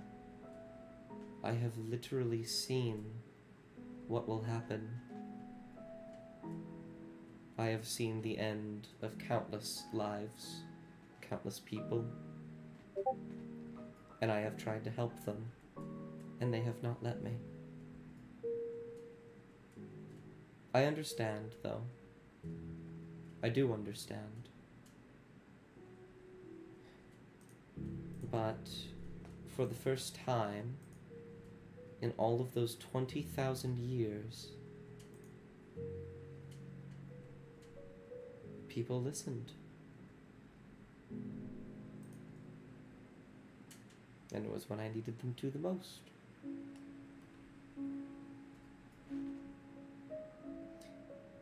I don't know why or how. Maybe it's their upbringing, maybe very bad things happened to them, but 4 people truly trust me for the first time in a very long time.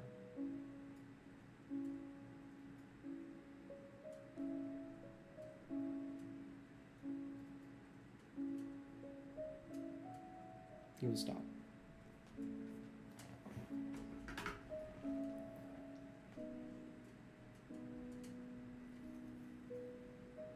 Surely, though, you would have had more people to rely on.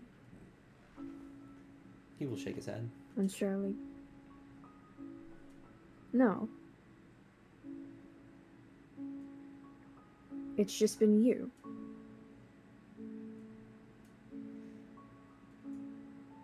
When my goddess became a goddess, we all had our own jobs to fill.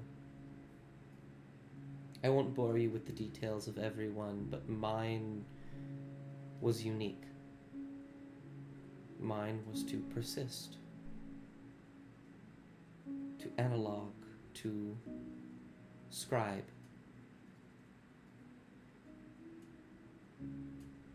All of my friends, anyone I've ever loved, they are long gone. A fact I have grown far too content with.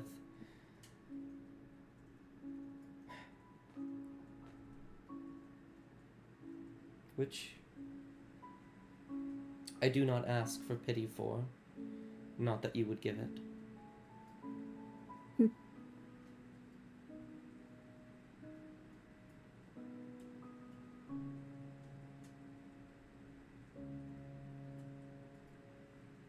Surely you've been doing this for 20,000 years. You would be able to see maybe not the outcome of, you know. But surely you saw this coming. You'll have to be more specific. This conversation, Kovoch's leaving, this entire situation. I don't know, just... I don't know. This caravan? Us?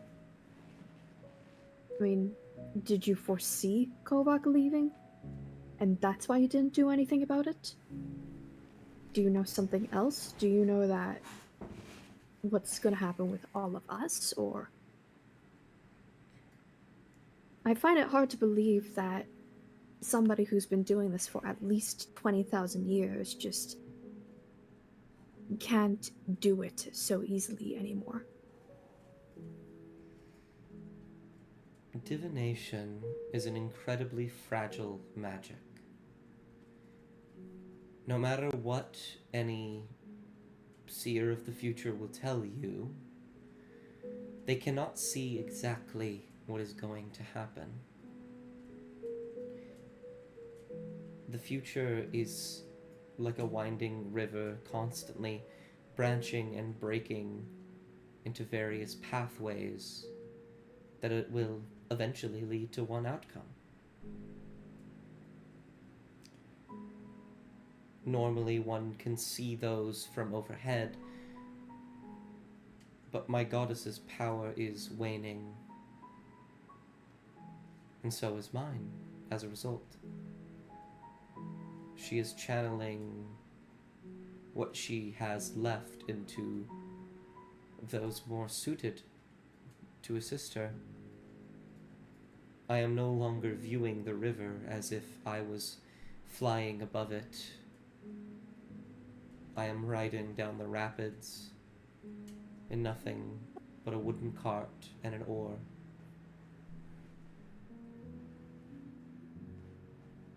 But I've been doing this for a long time. I have a base intuition of these things. So to answer your question, no.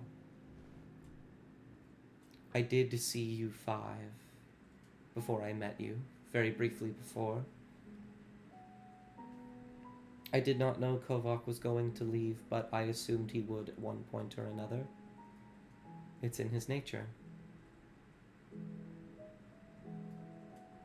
And they look like they're about to say something. And you have a passive insight enough for me to tell you that they've started talking and they're rambling, and so they're not really paying attention to their words.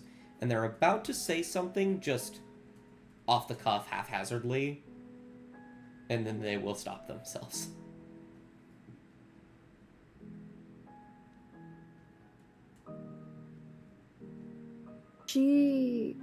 Amaya kind of looks at him and looks as he talks.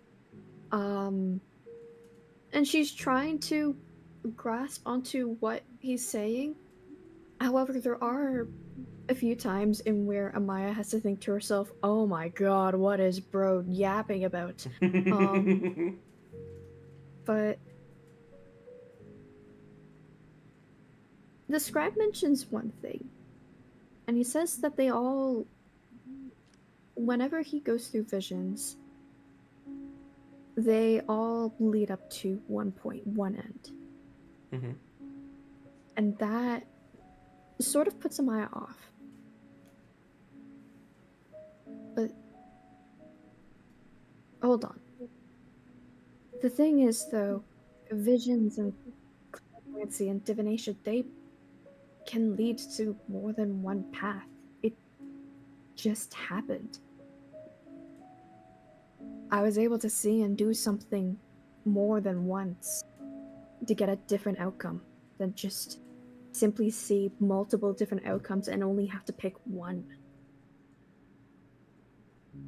They will nod and smile and say, the future is just as fragile as the magic which foresees it. Is malleable. There are things I would love to tell all of you about, but I can't, because then they wouldn't happen. And what you've just described is one of those things. You saw a future you didn't like, and so you changed it. I think you misunderstood me somewhat. Pathways will lead to one outcome. It's just a matter of which one you want. And your skill as a diviner is how you can get there.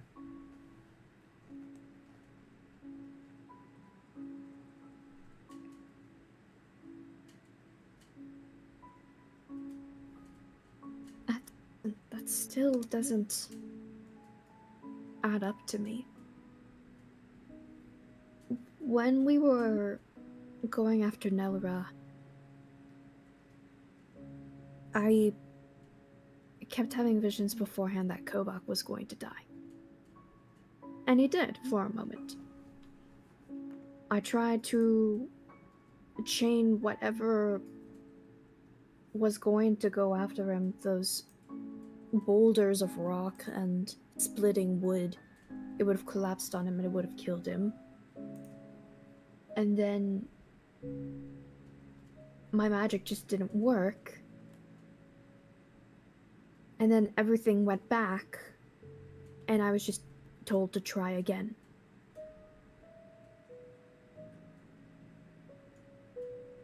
It didn't feel like divination. It didn't feel like I was having a vision. It felt like it actually just happened.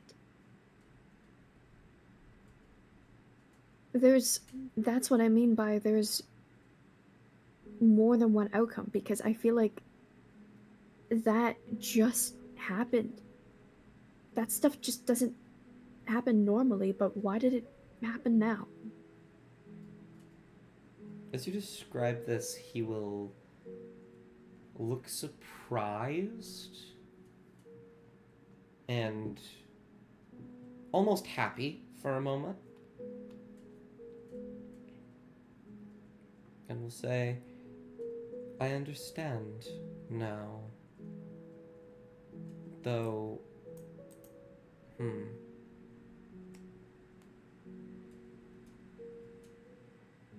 something else happened there.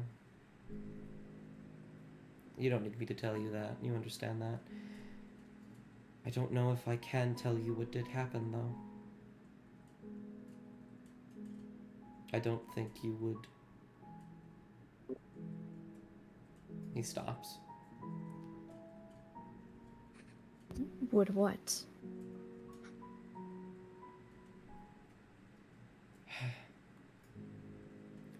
The gods are fickle.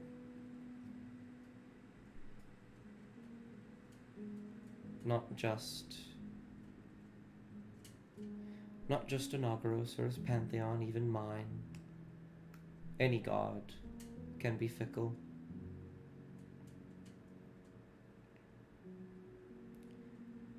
There is not much I can tell you because, frankly, I don't think you would listen to me.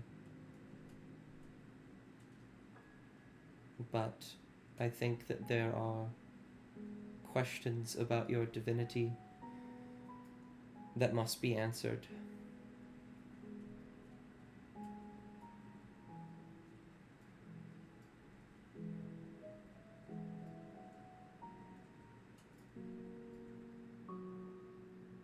I don't think I'll be able to answer them here, though, is the thing.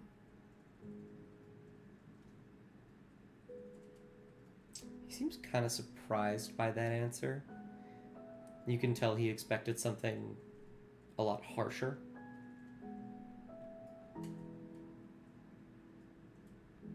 And he will stand. And he will say, would you like to know the answer?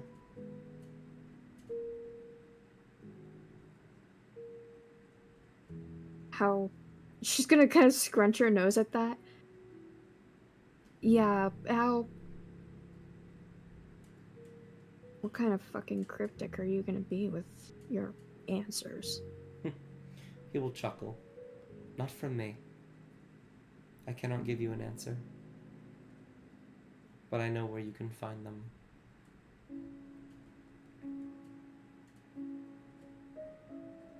She kind of just raises an eyebrow.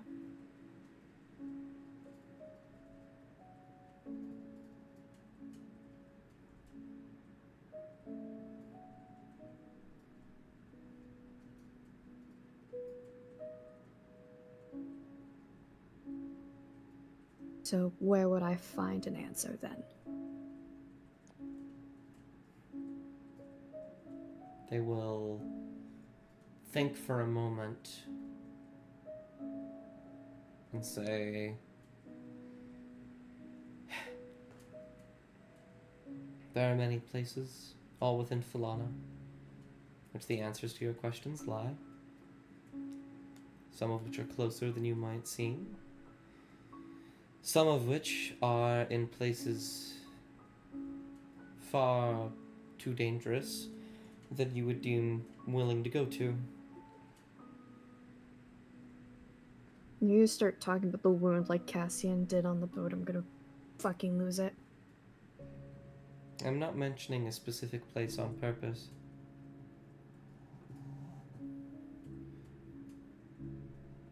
I think if I told you where exactly, you would avoid it altogether. So, and you don't have to answer now, but I'm going to ask something of you that everybody else has provided.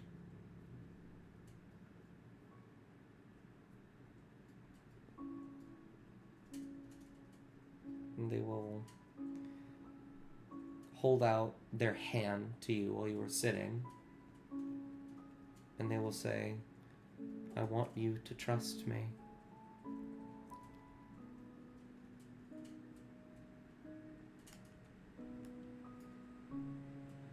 One question. One Why? answer.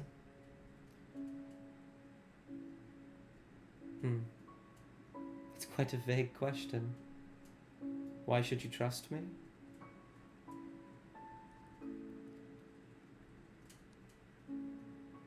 Suppose. If that's what you make of that question. Vague questions come with vague answers too, so. Because I have had every opportunity to betray you. And I haven't. I have had every opportunity to mislead you. And I haven't. Everything I told you has been 100% truthful. And if I can't tell you something, I'm very upfront about it.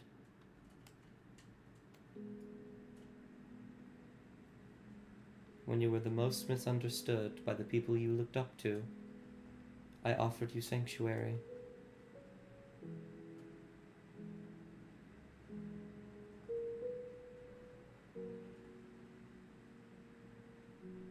That is why you should trust me.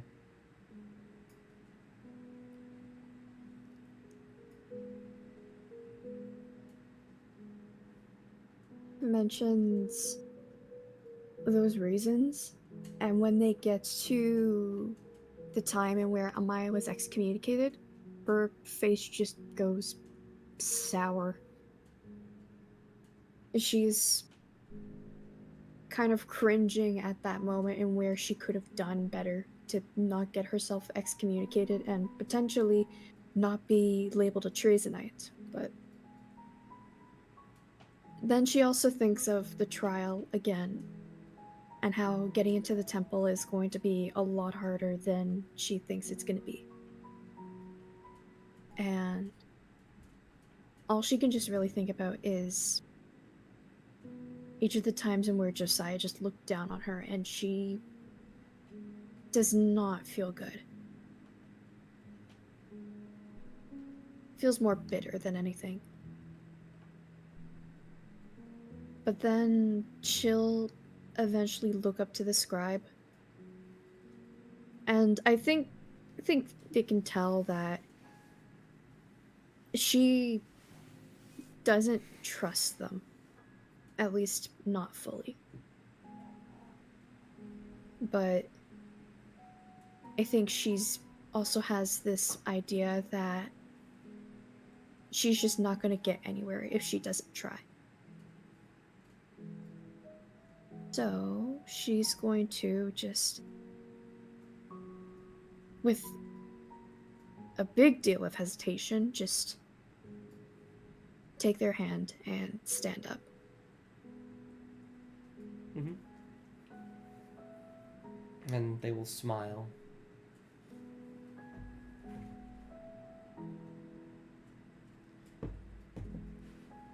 Very well. It is late. If you wish to stay up here, you can. I will leave you to your peace and quiet.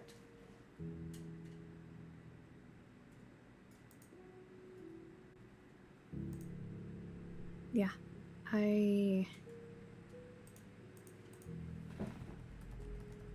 I'm still reeling about everything that just happened.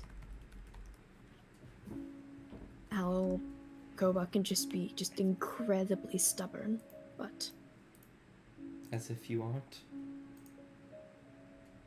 oh, thanks. You're really helpful, you know. She kind of just she's just Love you, Ellie. oh, sarcasm.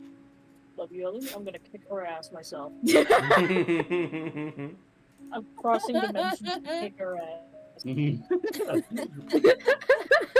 That's crazy. Yeah, well, I mean, I think we're all a stubborn group, so I'm just gonna stay up here though and I don't know, think about it more. I don't know what I'm supposed to be thinking about, but I don't think I'm gonna go to bed right now. Understood. Your life is your own. I will be out and about.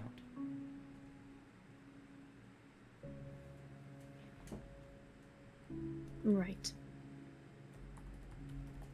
I'll be up here. Mm-hmm. And they will disappear.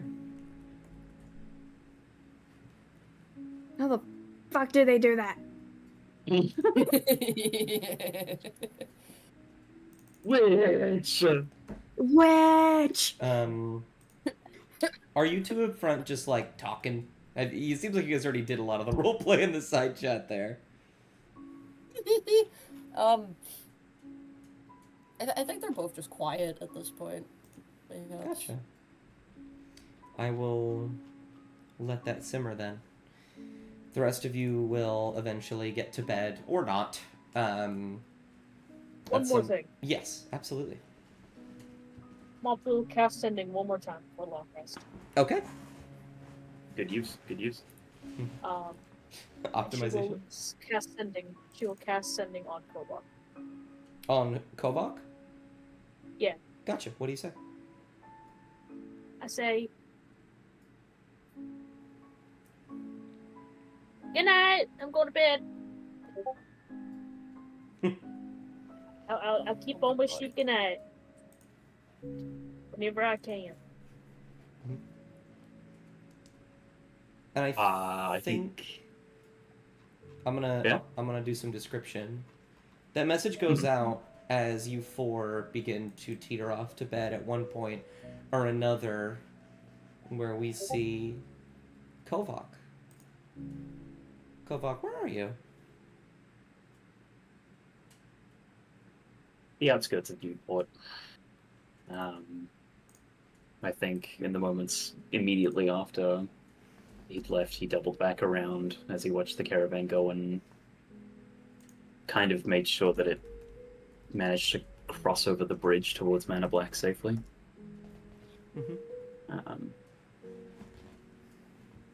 And once he was sure that they'd made it across, he sort of, turns his way back into Newport.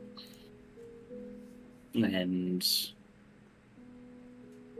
to say that there's a lot going on in his mind is a bit of an understatement. But I think Kovoch is also extraordinarily tired. And so to that extent, he's going to sort of look for any sort of a place that looks like it's abandoned or run down, or like a place that looks like no one's been in there except for like mice and termites. And if he's able to find a place like that, he'll probably see what he can do to make it a temporary stay over. If he can't find a place like that, then he'll probably set up like a small little camp on the outskirts of Newport. There are some alleyways that are open and available, perhaps a stand from the market that was left out overnight. In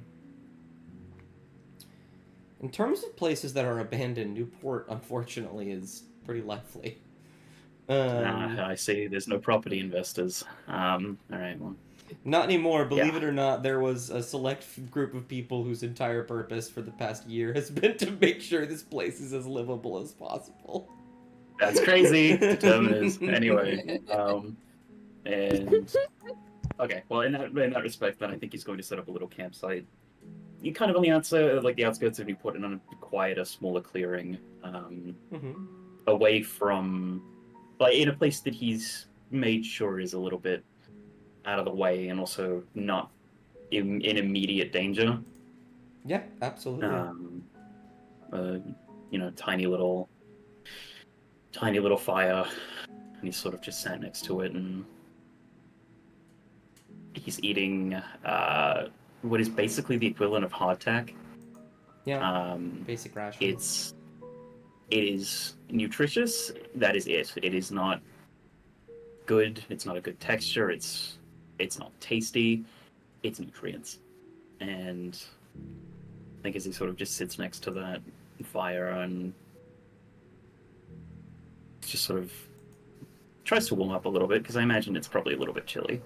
Not super, but Yeah, it's just nighttime. just a little bit. Yeah, he's gonna sort of just...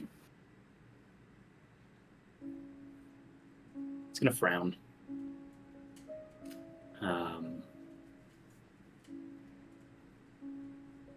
I think eating that shitty hardtack reminds him a lot of Oh, should Mop. have got Reminds him a lot of Mop. Should have got trammed. And how much he misses the home cooking, the hot meals. Bet you wish you had a handful of presses. Shut up. Shut up. No, but he definitely misses that and kind of reminds himself of the fact that he was doing the same shit that he was doing before the temple, but after the massacre, I guess, is the good way to put it. He's living the same exact way. He just looks miserable. I don't think anyone's skulking around, but if anyone is, you know, it's just safe to say he looks despondent. I think for a brief moment.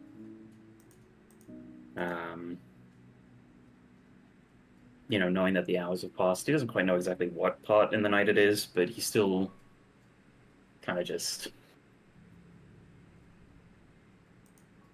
He looks up to try to find the moon, wherever it is. You could see it hanging above in the sky. Not me. Una memento.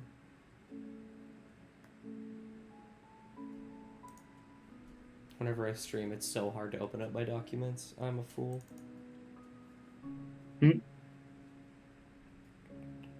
Campaigns. There we go. Open bean campaigns. Did you know I'm a stupid dum-dum? No. It's entirely possible. It's entirely possible. Man, I need to move some stuff around. Sorry. I did move it, While you do man. that. I'm a freak. While you do that. Yeah. While you do that, I will be right back. Give me a sec. Absolutely.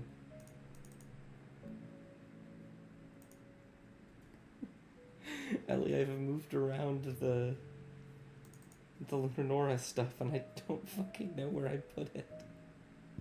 Oh, do you want me to send you the link? Where did I put it? What the fuck? Hold on. Lack of love. Is it in here? Am I just stupid? It's not. It's just it's just not here anymore.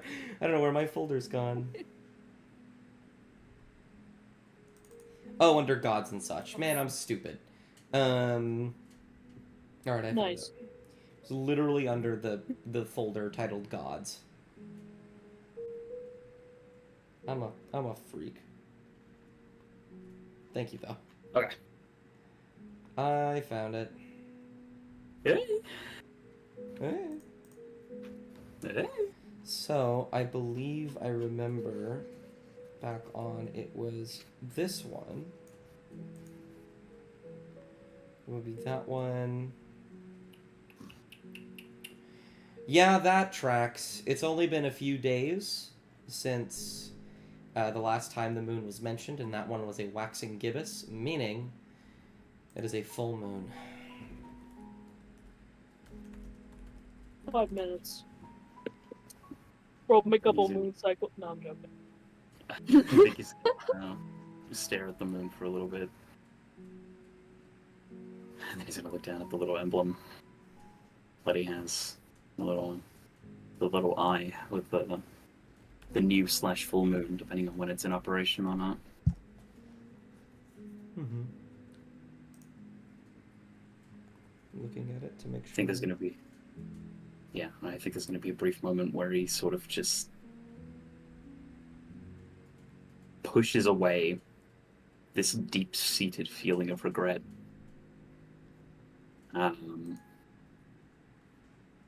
It's there, and he can't actually get past it as much as he tries. But he is going to reach into his backpack. And he is going to pull out this small little brown notebook. Roll a perception check for me.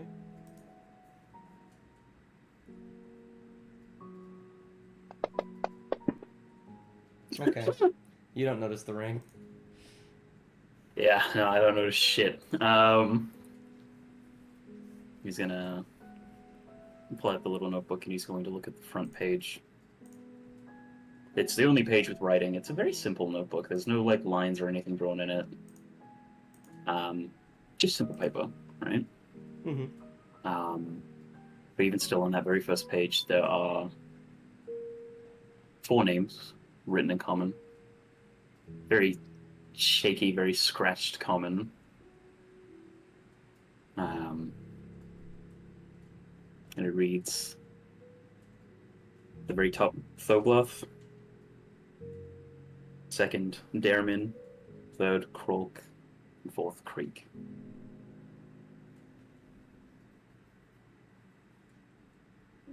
He's gonna grab one of the crossbow bolts. Probably out of the actual heavy crossbow, so he's gonna like disengage the mechanism and just grab it, and then he's gonna lightly scratch out. He's probably gonna rip the paper, to be honest, but he doesn't give a shit. He hasn't used a notebook before, but he's gonna scratch out Creek. And he's gonna mutter under his breath. Probably should have gotten the quill. Whatever, it's fine. And he just like he commits and he just rips through the page entirely with the bolt where Creek's name is. Just like, it's fitting, I think, but and he's gonna just stare at the 3 remaining names. He's only seen one of them so far in the past month. And as much as he wants to say that he's capable, as much as he wants to say that he knows he can do it on his own and take him on again, he would be lying to himself. Because every single person saw what happened to him with one hit. Yeah, it'd be futile for him to try it again. The other 2 are still just as incognito as they were before.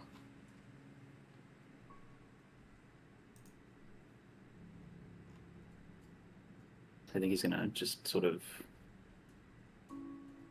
take a deep breath in, another one out.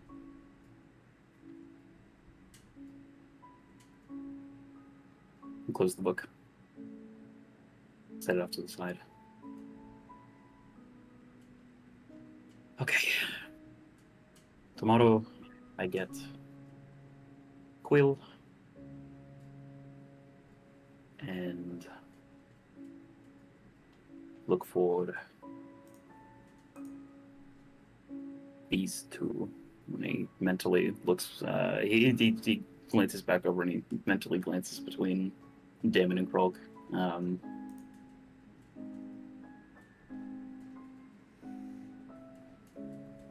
Where's Foylan? He's here. He's probably sleeping next to the fire, next to you. I'm glancing over at Foylan. Again, another reminder. But this time of Cassian, I think.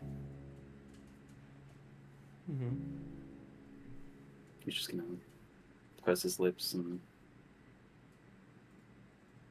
scoot himself slightly over, set the bedroll nearby to Foylan, at the very least, and just start to very slowly ease himself back into it. But notably, he's not doing his normal routine of, doffing the armor and setting everything to the side that he used to do when he was in the caravan. He's sleeping in full armor and everything. Mm-hmm. And he is not happy about it.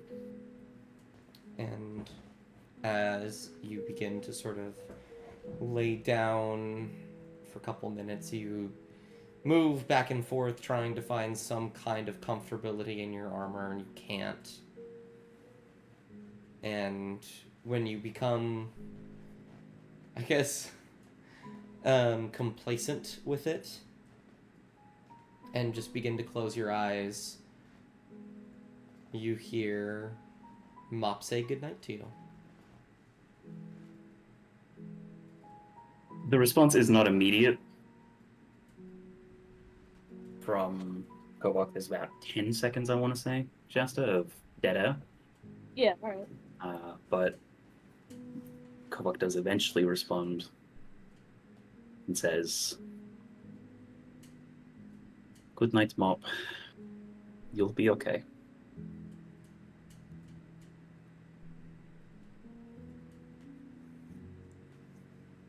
And then he lays his head back into the bedroll. He just stares at the moon for a little bit more. Mm-hmm. And I think... And sort of, oh, please. in his own head, is just hoping that maybe somehow the moon can hear his thoughts and is going to keep an eye on the others. But regardless, you know, he has things that he needs to work out, and he knows that he's going to do that, and he's stubborn about it. So, yeah. Mm-hmm. Roll me a D100. Man, you did that shit fast. And you needed a high number, too. Yeah. Motherfucker. Hey, bitch, what's good? And that one needed to be high. That one needed to be high, too. The next one needs to be low. Let's get it. Fuck. Oh, shit, I was just gonna do something quick and small. Yeah, fuck you. I think when you go to bed tonight, you have a dream that is less of a dream and more of a recollection. You are sitting down with Perisandre. I believe that's the one. Yeah. And sort of absent-mindedly going about your business, hearing her talk about, you know, Lunanora. To you, conversations that you never paid too much attention to because they, you know, didn't really concern you too much. There's a moment, though... like an attentive boyfriend, but he's not registering it very well, you know? Yeah. And there's a moment when she is talking in which she kind of falls away, and this past Kovoch becomes present Kovoch. And you are sitting alone on a cliffside, staring over. The moon is infinitely bigger than it was before. It is full. There's nothing but a vast ocean in which it reflects off of beneath it. And you hear Perisandre say, "This one's actually one of my favorites.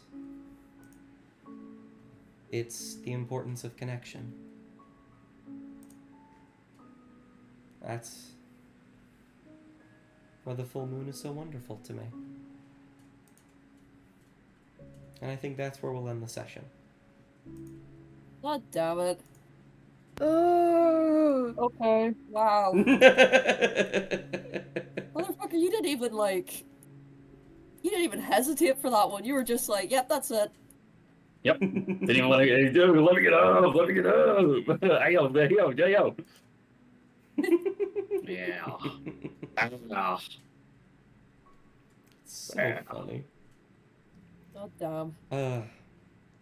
Well, what a very lovely RP session. We will have a bit more. We're not going to have combat for a while, I don't think. There's just a lot of stuff to talk about. We'll have to see. Okay. As you We guys are have to moving. talk about our feelings. Our feelings. Something to note, I wanted to let you guys know this as well, because I let my muddy slumber people know. From April 21st to May 10th, I'm going to be helping with the play. I don't know what time on Saturdays, but I know that I will be helping on Saturdays. So it is possible, unfortunately, that we won't have D&D for 3 whole weeks. What? Well, then you better Oh. leave us on a cliffhanger. Yeah, Don't do that. I will. Don't No. do that. I will. No. It's perfect. It's a good idea. No. No. No. Yeah, yeah, yeah. No. Nuh-uh. Yeah, yeah. Jessica, why? Thank you for the Yes, you lovely were. suggestion. No problem. Let me see. There'd be this there, this there. Yep. Okay, I'd have about 3 sessions to set up a cliffhanger. That. Oh wait, no, that's when that would happen. Okay, yeah, it's perfect. Aw. Fuck off. Aww. I look at a token Oh, that's I'm been gonna sitting die. in this campaign since it started that hasn't been used yet. I smile deviously. I stare at you. Bastard. What if I'll eat the token. Don't eat the chokin. No, I don't know what a chokin is, I'm but gonna don't eat The it. token. Token. The token. The British people be like, it's choking, innit? It's a Joking chokin. in it. It's a chokin. Choking, innit? Goodness. Oh, I'm Well. so angry. Yeah. You're also How so about- sick. Fix that. Be better. I will be fine, I think. I wonder The when Lord you'll said, be let there be no D&D this weekend. Don't you dare. No. I wonder no. when you'll be Shut- C shut the again. fuck up. Shut the fuck up! They tried this weekend, fucking sending me into a tornado, sending Bubble to fucking Japan. Yeah. They can't keep us sending the down. literal COVID-19 and the plague and the bubonic plague into sea. And It's a family also here, give- chat. and also giving Ellie the craving for a bagel, I guess. That's it. That's literally. I actually fully get it though, because Ellie, you and I have the same time zone. Man, 1 p.m.'s a good time for lunch though, isn't it? Yeah, man, 1 p.m. is a good time for breakfast. Ellie, that's not okay. Lack of breakfast. Lack of breakfast. This guy, dude. I love the Lack mother of slumber food. a lot. I absolutely hate that it's at 5 p.m. for me, because then I don't eat until 8, and I'm like, ugh.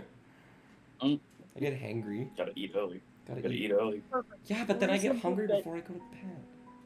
Ratio. It's no nap time. Dear chat stuff. It's nap time for shit. Yeah, just It's not time for shit.